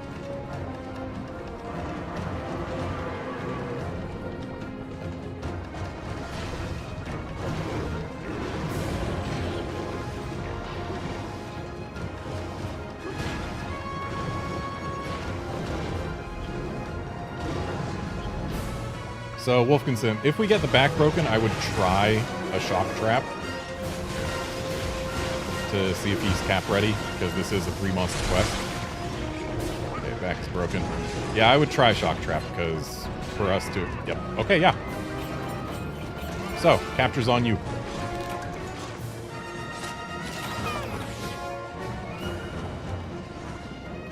We've got Bracky after this. Might as well go play with the loot drop a little bit.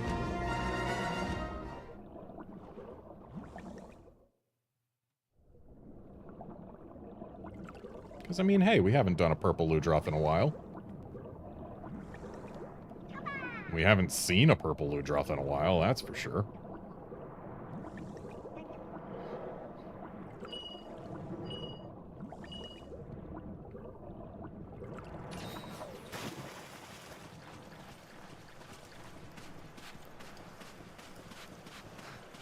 Oh yeah, true enough. Purple Ludroth does swim in Monster Hunter Stories.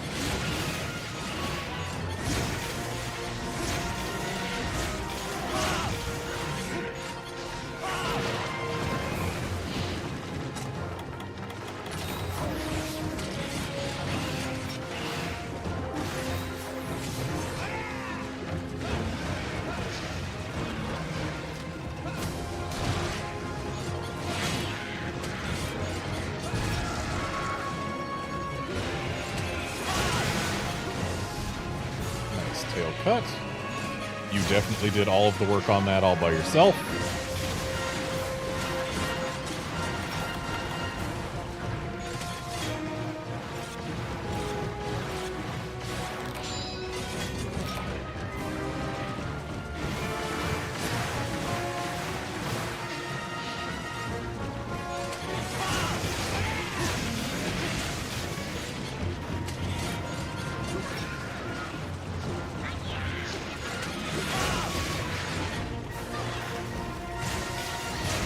Purple Ludroth is one of those monsters who I feel looks a lot more at home in stories than in the main series.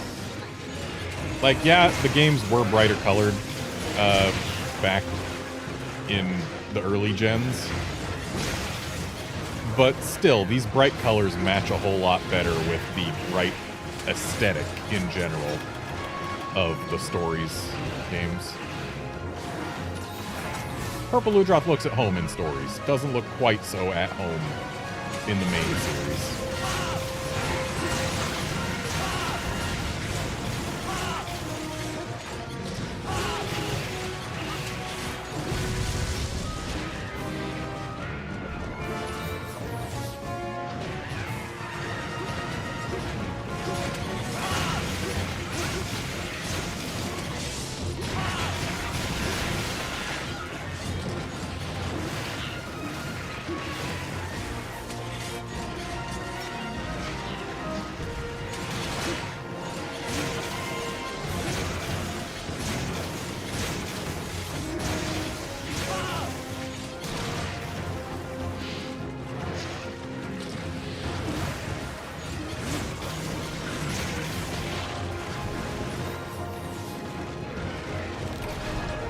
But then again, things that are highly toxic do have a tendency in real life to wear brighter colors than anything else around them.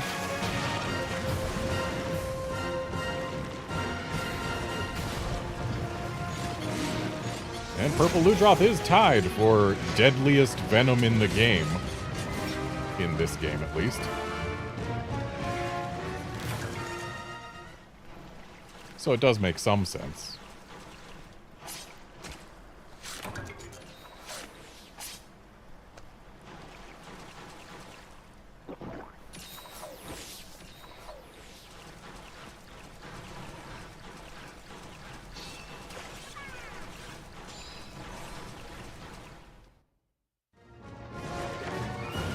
Bracky.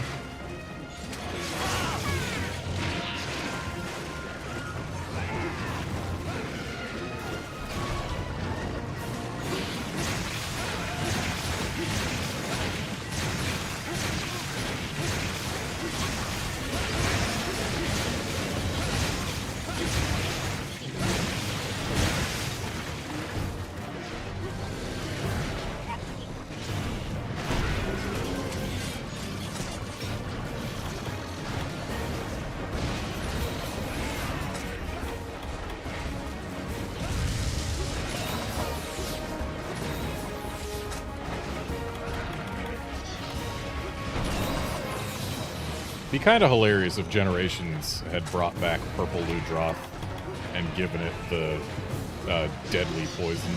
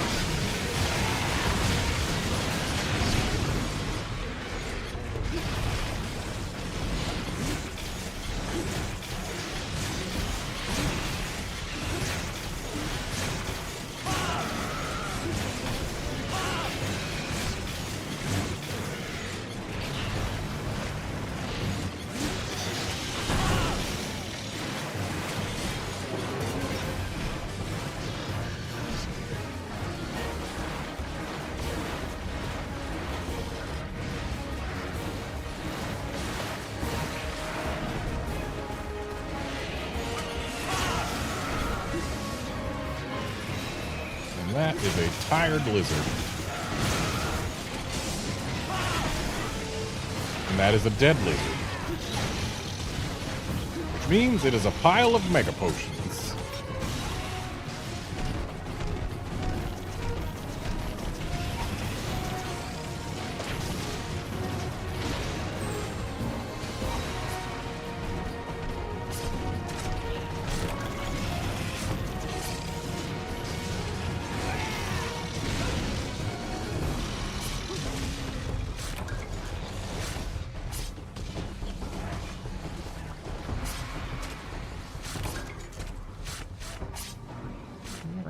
Got my lizard carves. Now to grab this Bracky Sparkly that dropped for me.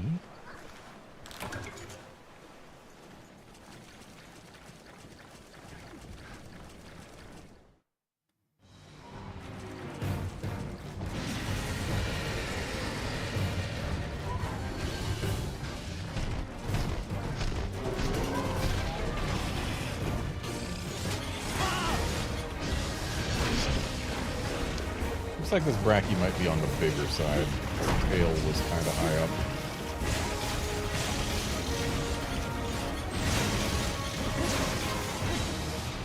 Dang, already got another Sparkly drop? There's only a 2% chance that any given slime puddle will make a Sparkly drop. And yet I've gotten two so far.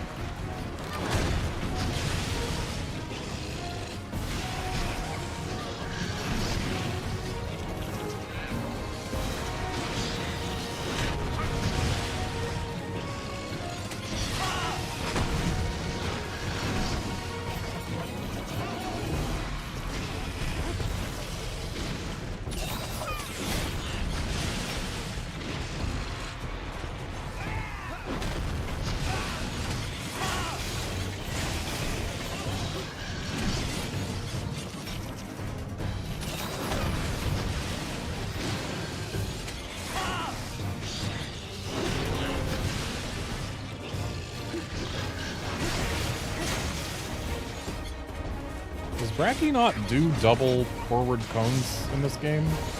Might not. It might have been a thing they added in 4U. Because I know G-Rank Bracky there does double frontal cones.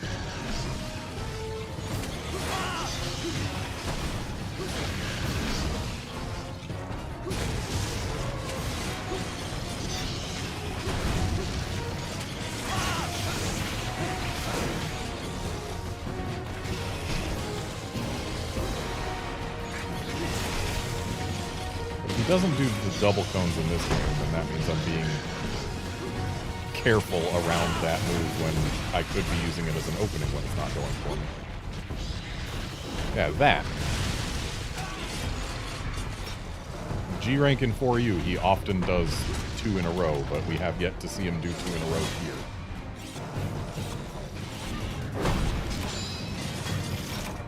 I totally knew that he was going to leave rage before landing in front of me there.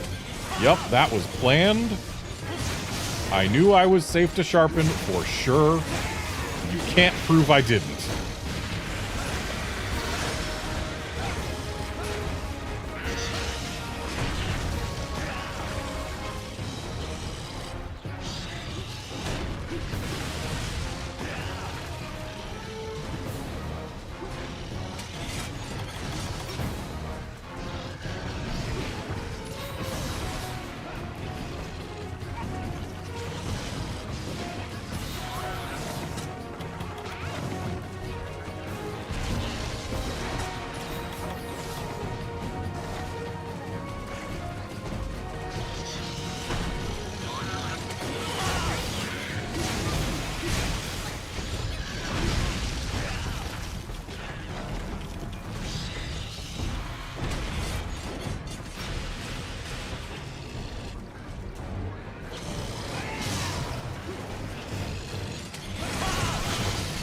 And there's our tail. I see the horn also broke at basically the same time. So now we just got those hands.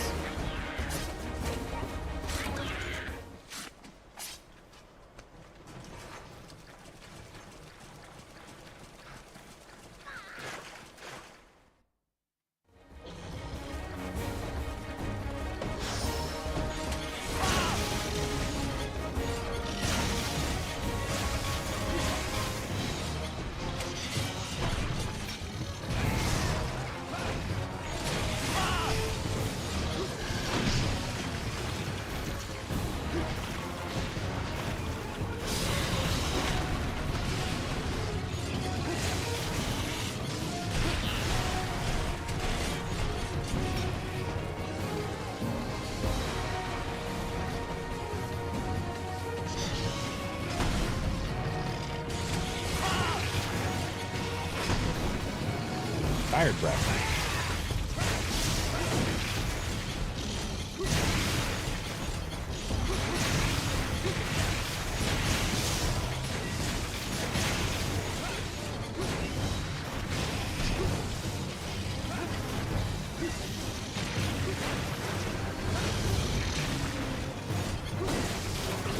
Dead Brack. No fist breaks. Oh well.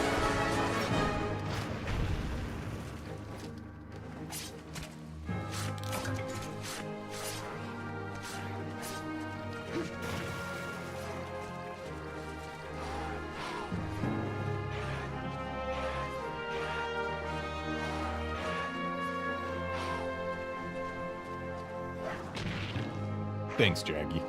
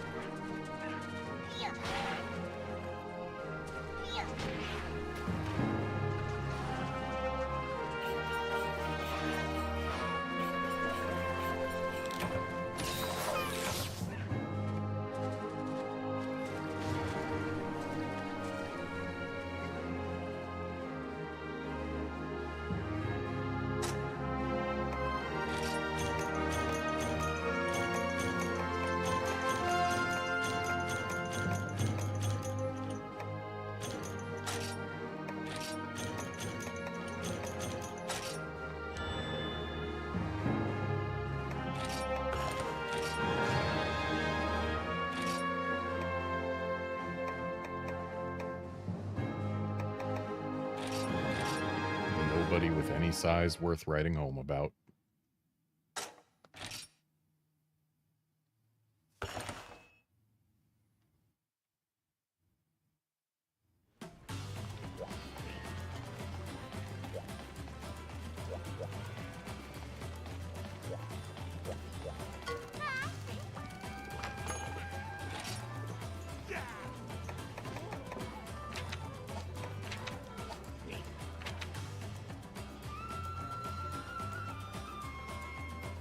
We've already seen a Stygian Zinogre last week, so he's gonna be like, wait, have we not seen any Zinogres? We haven't seen Kurapekos. I love Kurapeko. We need Kurapeko.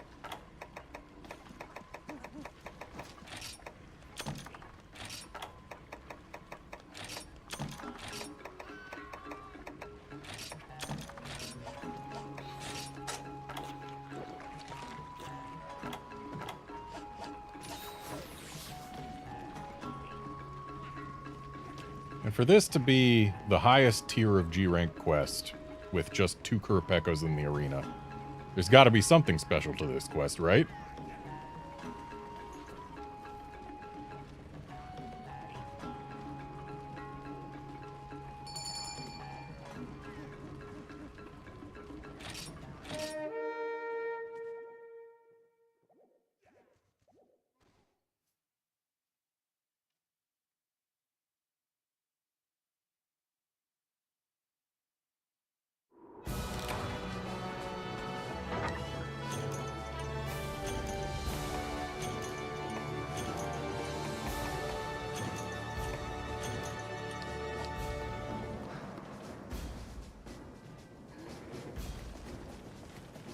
Crimson Peko looks maybe large, or maybe just closer than Green Peko.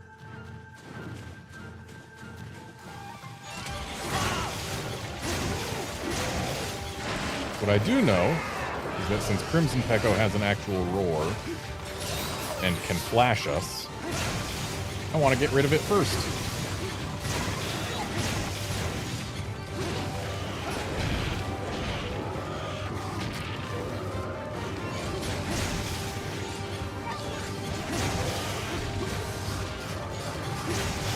I still find it interesting how standard Kurapekko's songs focus on buffing the Kurapekko, whereas Crimson Kurapekko's songs focus on debuffing the hunters. It's just an interesting change.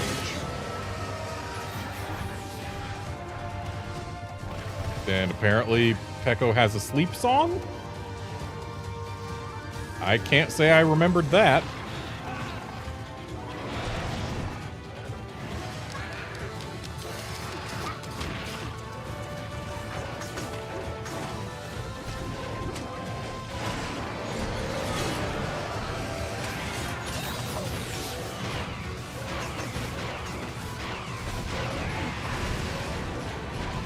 Good job knocking over the Crimson Pecco before it could flash us.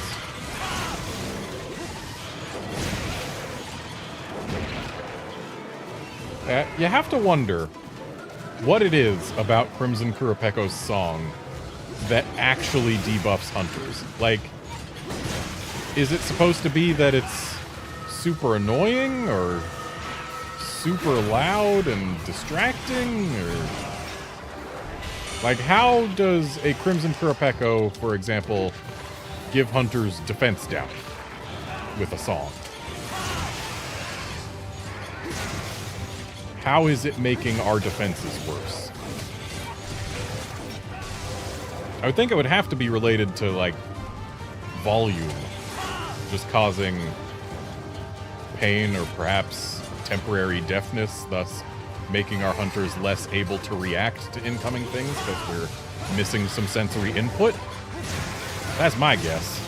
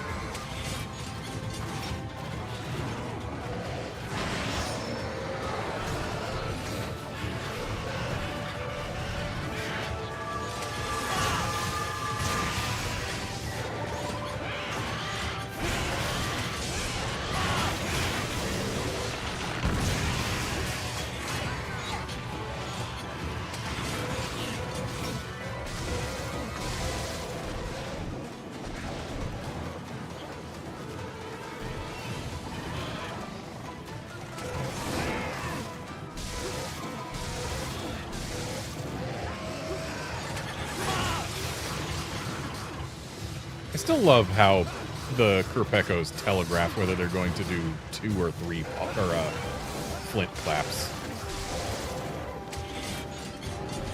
During the little wind-up animation where they do a few little practice claps to get ready. The Peckos will do a quick double clap and then a single if they're only going to do 2 attacks. Or if they're going to do 3, it's the quick double and then a single. If they're only going to do 2, it's just 2 single claps.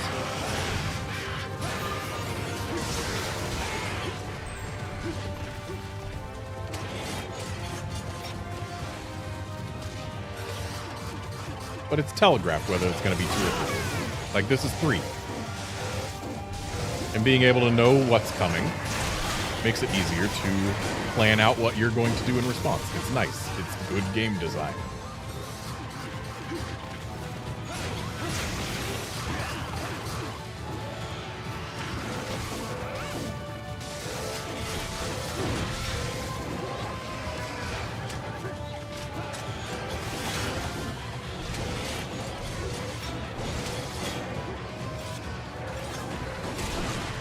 And for a monster that's meant to be fought as... Wow, did you really just go right over my head without hitting me? Yeah, for a monster that's meant to be fought as early as a Pecco is, you really want that game design. And nap time.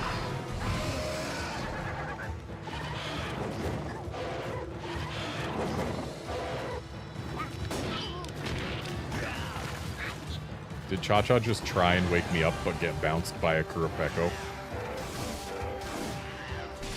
Is the whole reason this quest is at this tier of G rank because it's just 2 Kurapekos and it's hard to stop them both from singing every time?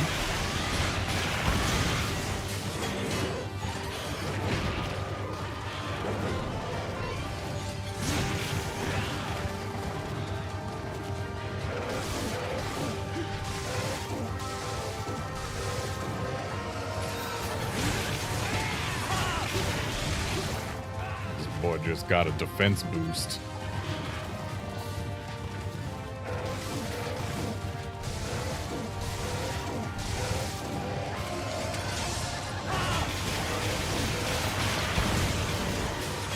But his defense boost is worthless now.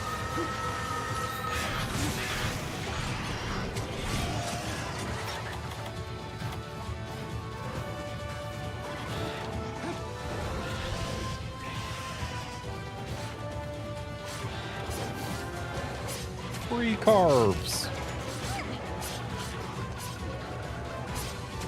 Seriously though, Kurapeko is such a good bird wyvern. I love it. I'll take a Peko over Kutku any day. Any day. And that's even in a quest like this, where Peko isn't allowed to bring in the president of his fan club. Because we all know the president of the Kurapeko fan club.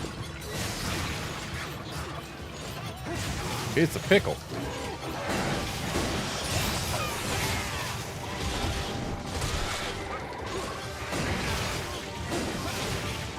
That feel when this guy's giving himself a defense boost, so his flints block purple.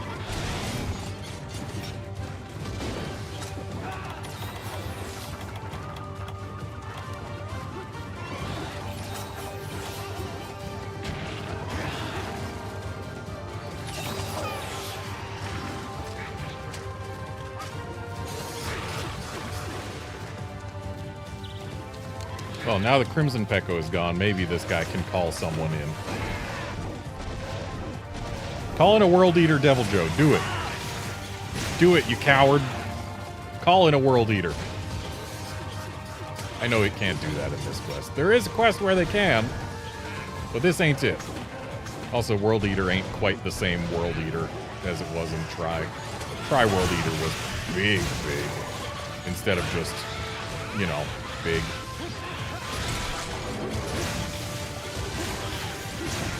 Tri-World Eater seemed like it deserved the name. And I believe I just heard the sound of OBS disconnecting and reconnecting. Okay.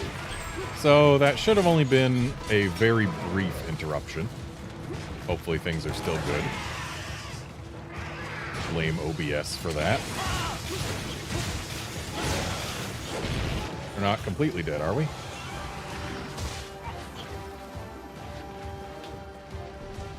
Okay, we're good. Just a brief interruption. OBS's fault.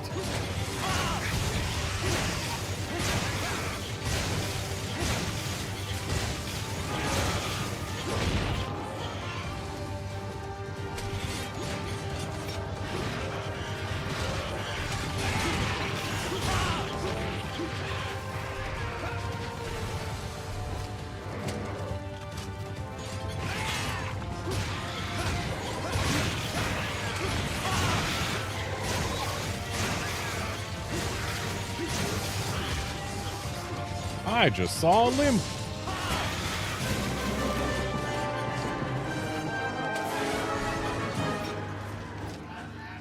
Imagine a Kurapeko quest in which nothing gets summoned.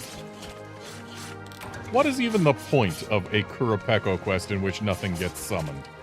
Like, yeah, we got 2 Pekos in one quest, in one arena, which did make them interesting.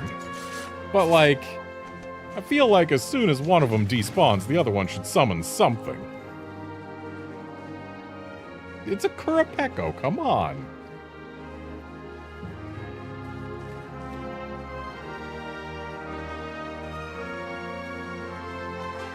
Also, I think Kurapeko might just be the toothiest bird wyvern in the franchise. Like, sure, there's the raptors that have teeth.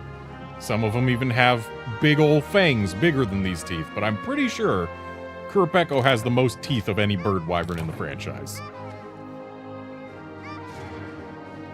And you know what? Just gives him a lovely smile.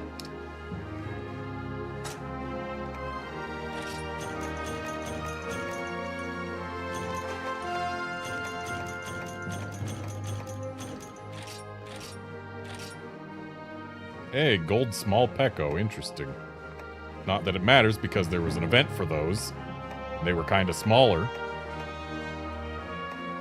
Would have been nice to get a gold large crimson Peko, but oh well.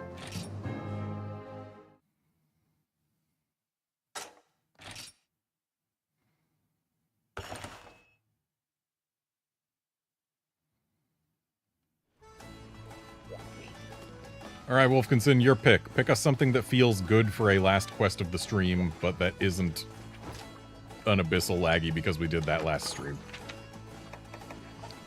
Something we haven't done before, but that feels appropriate for last quest of stream. Also not Gen, because that'll get me copyright claimed. I really wish it wouldn't. But the moment you get into Phase 2 for Gen, the copyright claims come out, and it's annoying. It's a real shame because I love Gen. And, like, sure, I could mute the game audio for the hunt, but, like, then it's boring.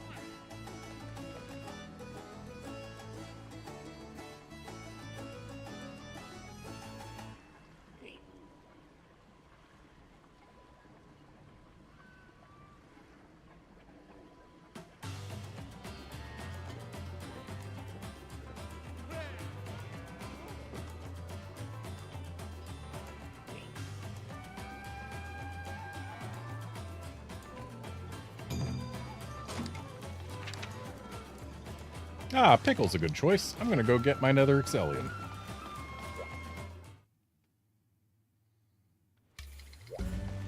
Oh.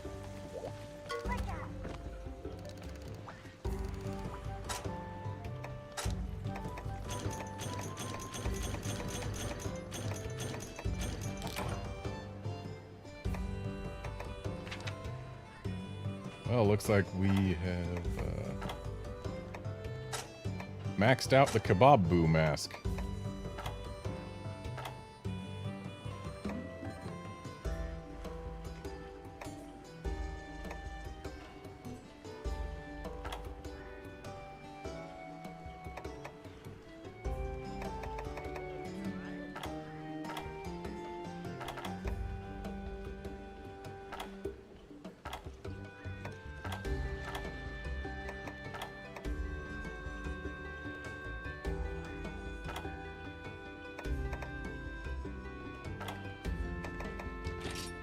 Nothing wrong with Shock Trapper.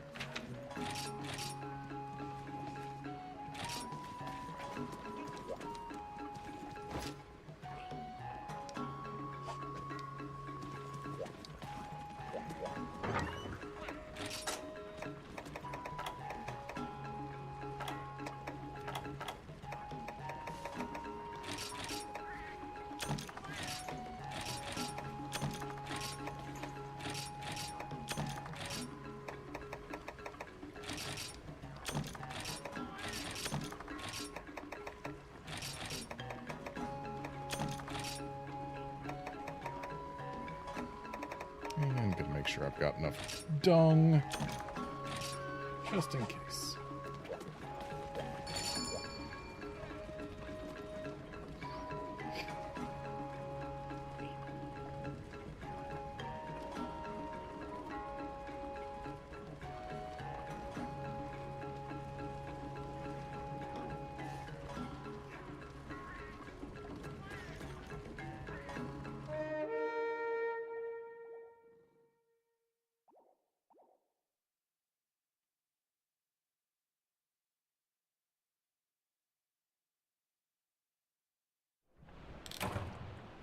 Hello, base camp. Oh, I forgot hot drinks. Oh, well, I've got plenty of energy drinks to keep me going.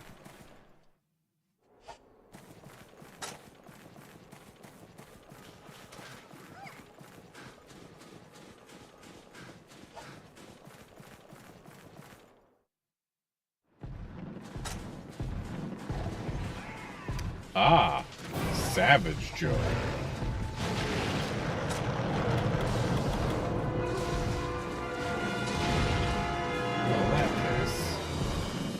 Put one of these down before he gets too mad. I almost had it down.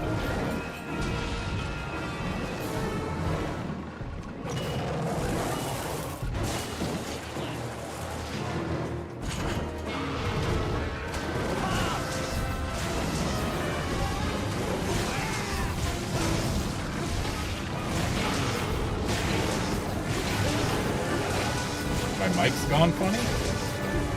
What do you mean?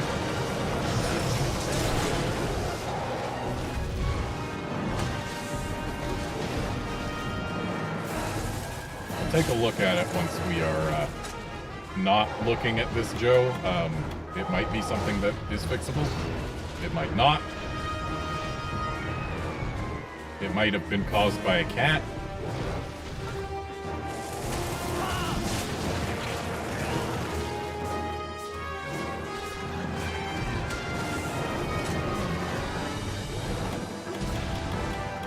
Sounds strange in a way that's hard to describe. Okay,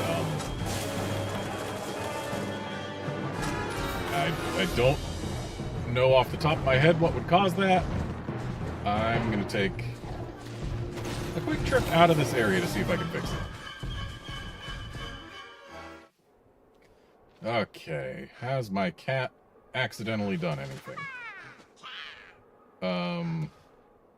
It looks like everything should be in order, I think.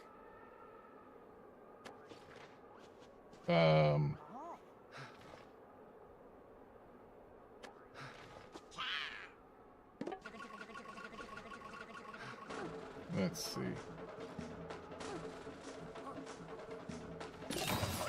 Kill that.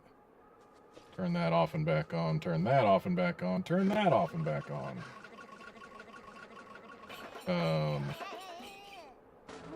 So we got that as options, and then for here I can just go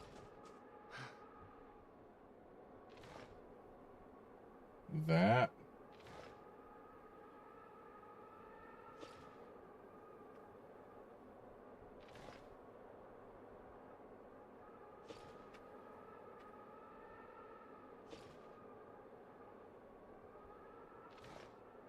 Okay, I've done everything I can to make it normal again.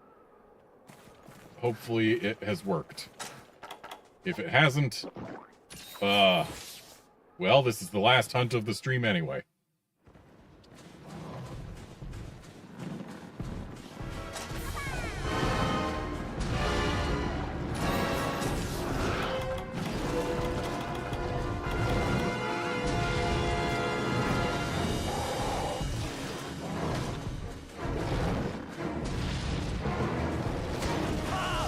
Still changed. Alright, then there's nothing I can do about it. I don't know what caused it. I honestly don't even know what has happened. Like, my monitoring audio of myself is no different than before.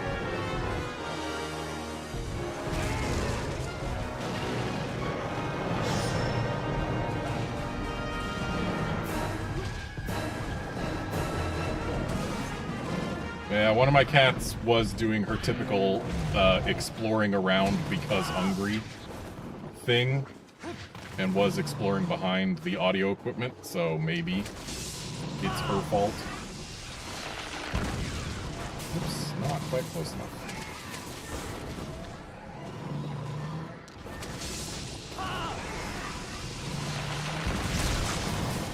There we go.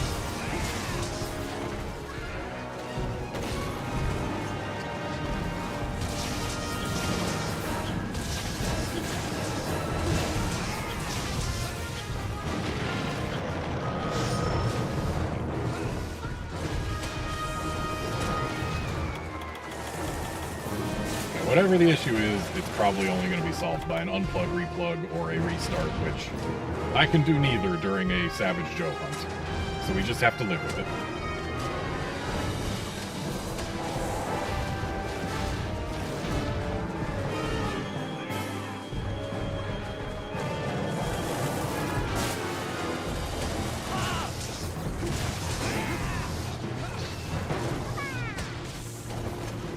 Of course he just leaves the meat here.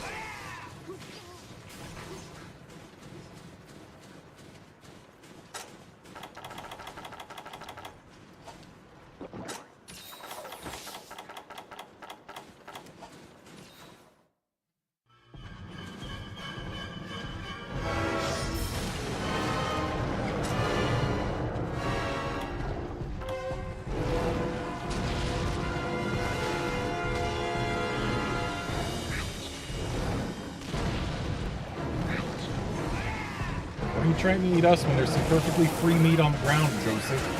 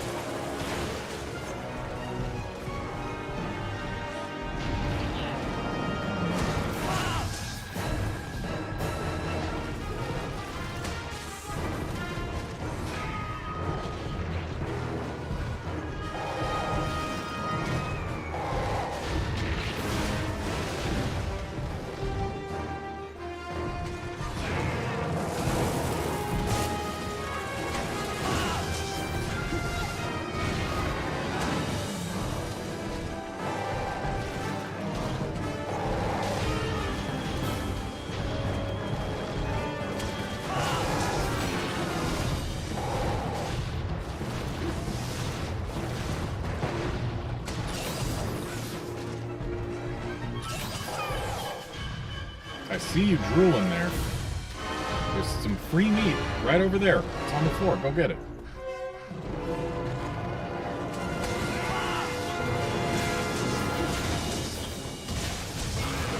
Oh, he might have been about to go get it, in which case he will never go get that meat.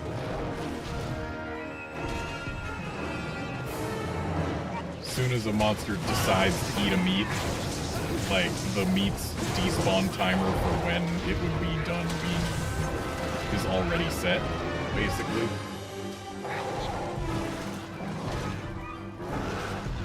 And it's treated as no longer possible to be eaten. Well, it's still around, so maybe he wasn't going to go for it. Or maybe he was. Who knows? I don't.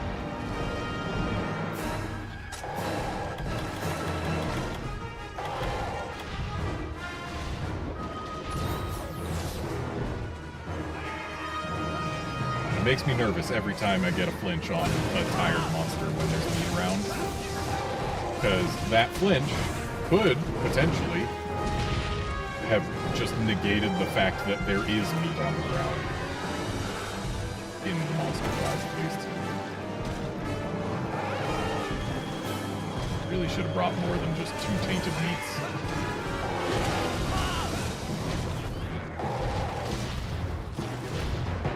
So free para is a big thing to lose.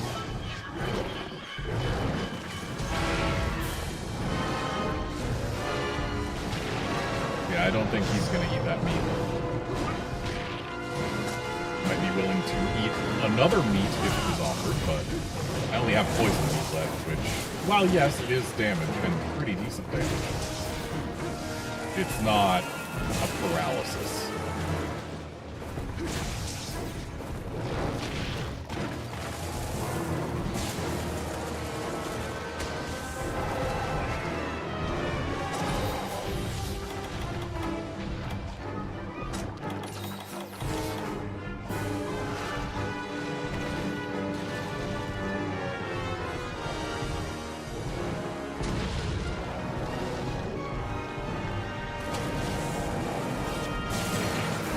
Of course it had to start right on top of me.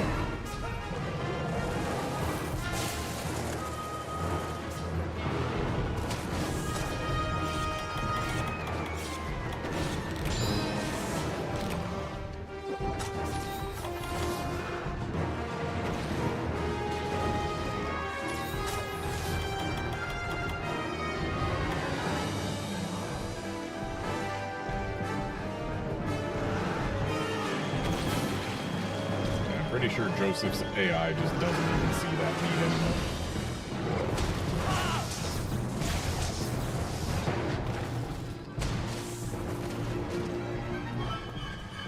Yep.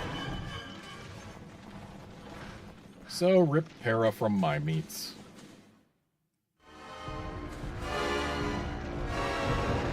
Still get poison though.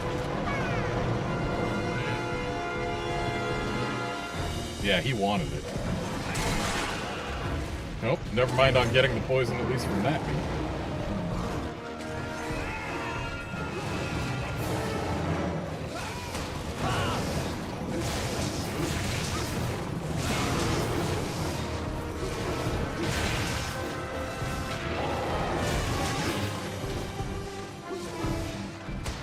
Okay, now we're getting a poison.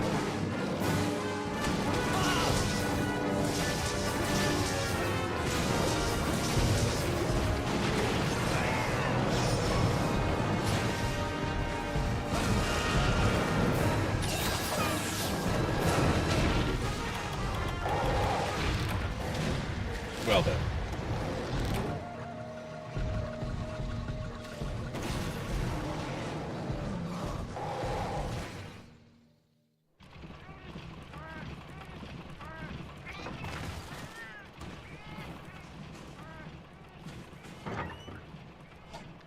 I was really hoping that there would be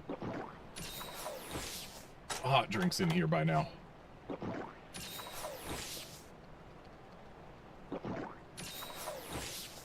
Watch them show up, like, 5 seconds after I leave base camp.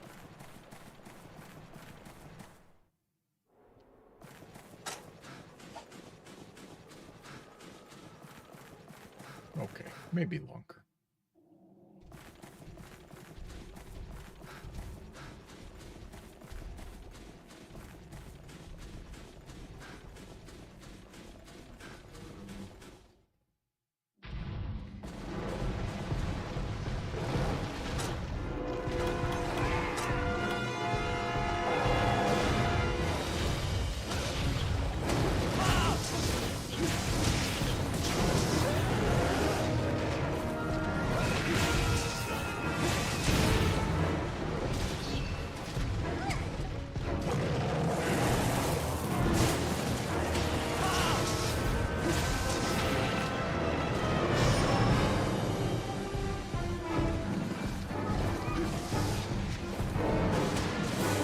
Oh, hey.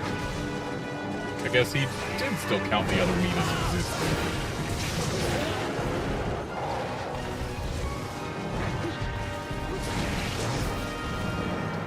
And, as usual, Devil Joe is so weak to poison that we were in fact able to get 2 poisonings from me alone.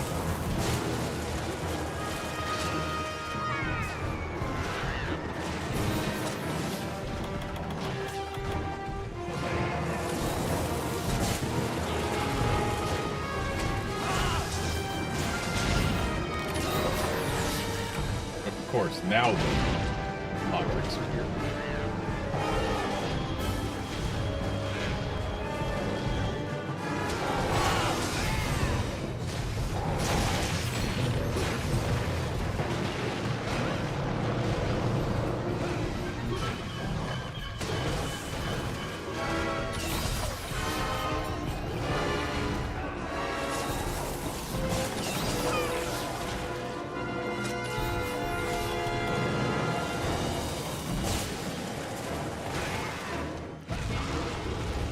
Nice knockdown.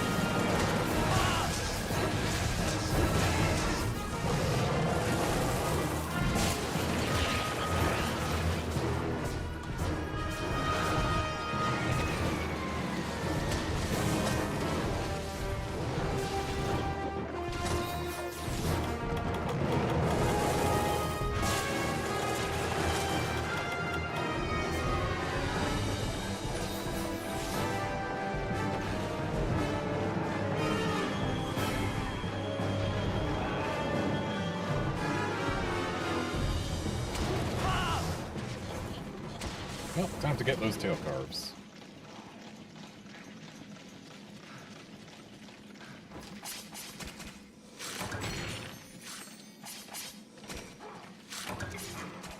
Hey, I got a crook.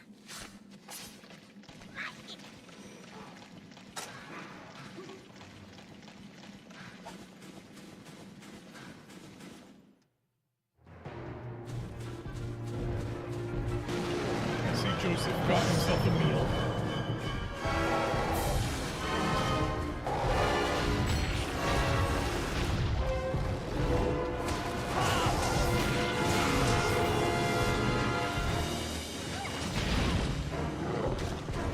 You know what? We're only 2 load screens away. I'm going to take a quick trip to base camp for some hot drinks.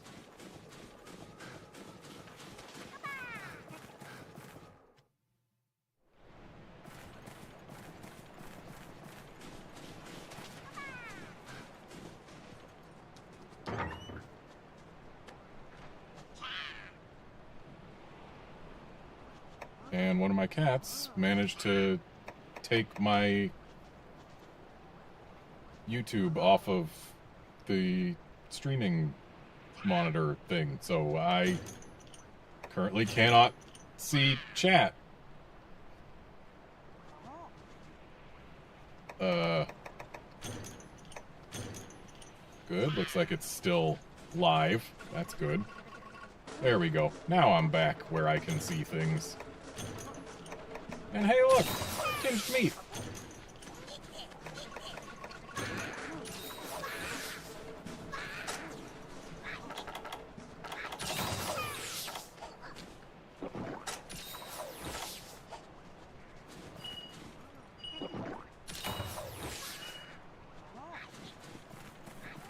Did Devil Joe just bust into his secret area? Is that what just beeped? He sure did. Guess that means he's cap ready, huh?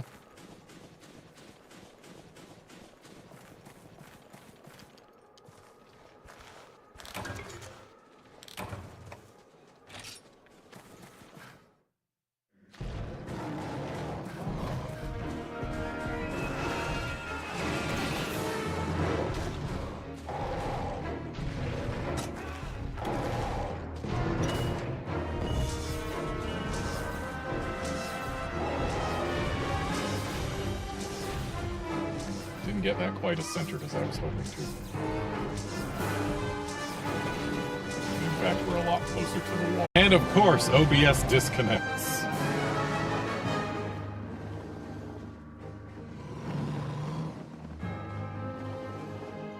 Yes, of course OBS disconnected right as it was time to capture the thing. Good job, OBS.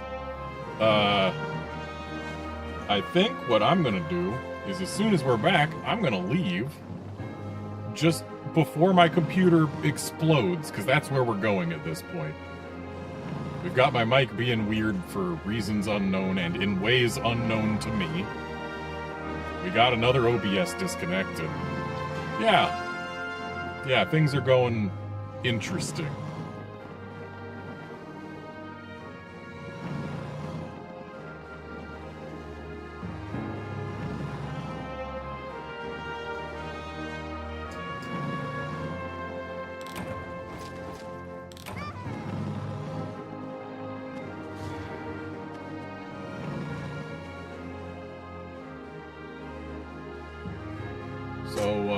Yeah, that's basically it for this stream. Thanks, folks, for dropping by to watch and chat and all that. Thanks, Wolfkinson, for coming to hunt.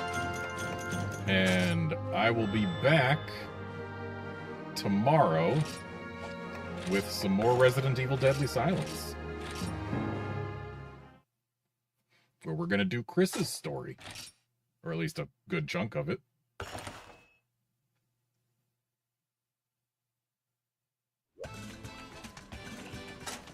So yeah, gestures, where's gestures? There's gestures.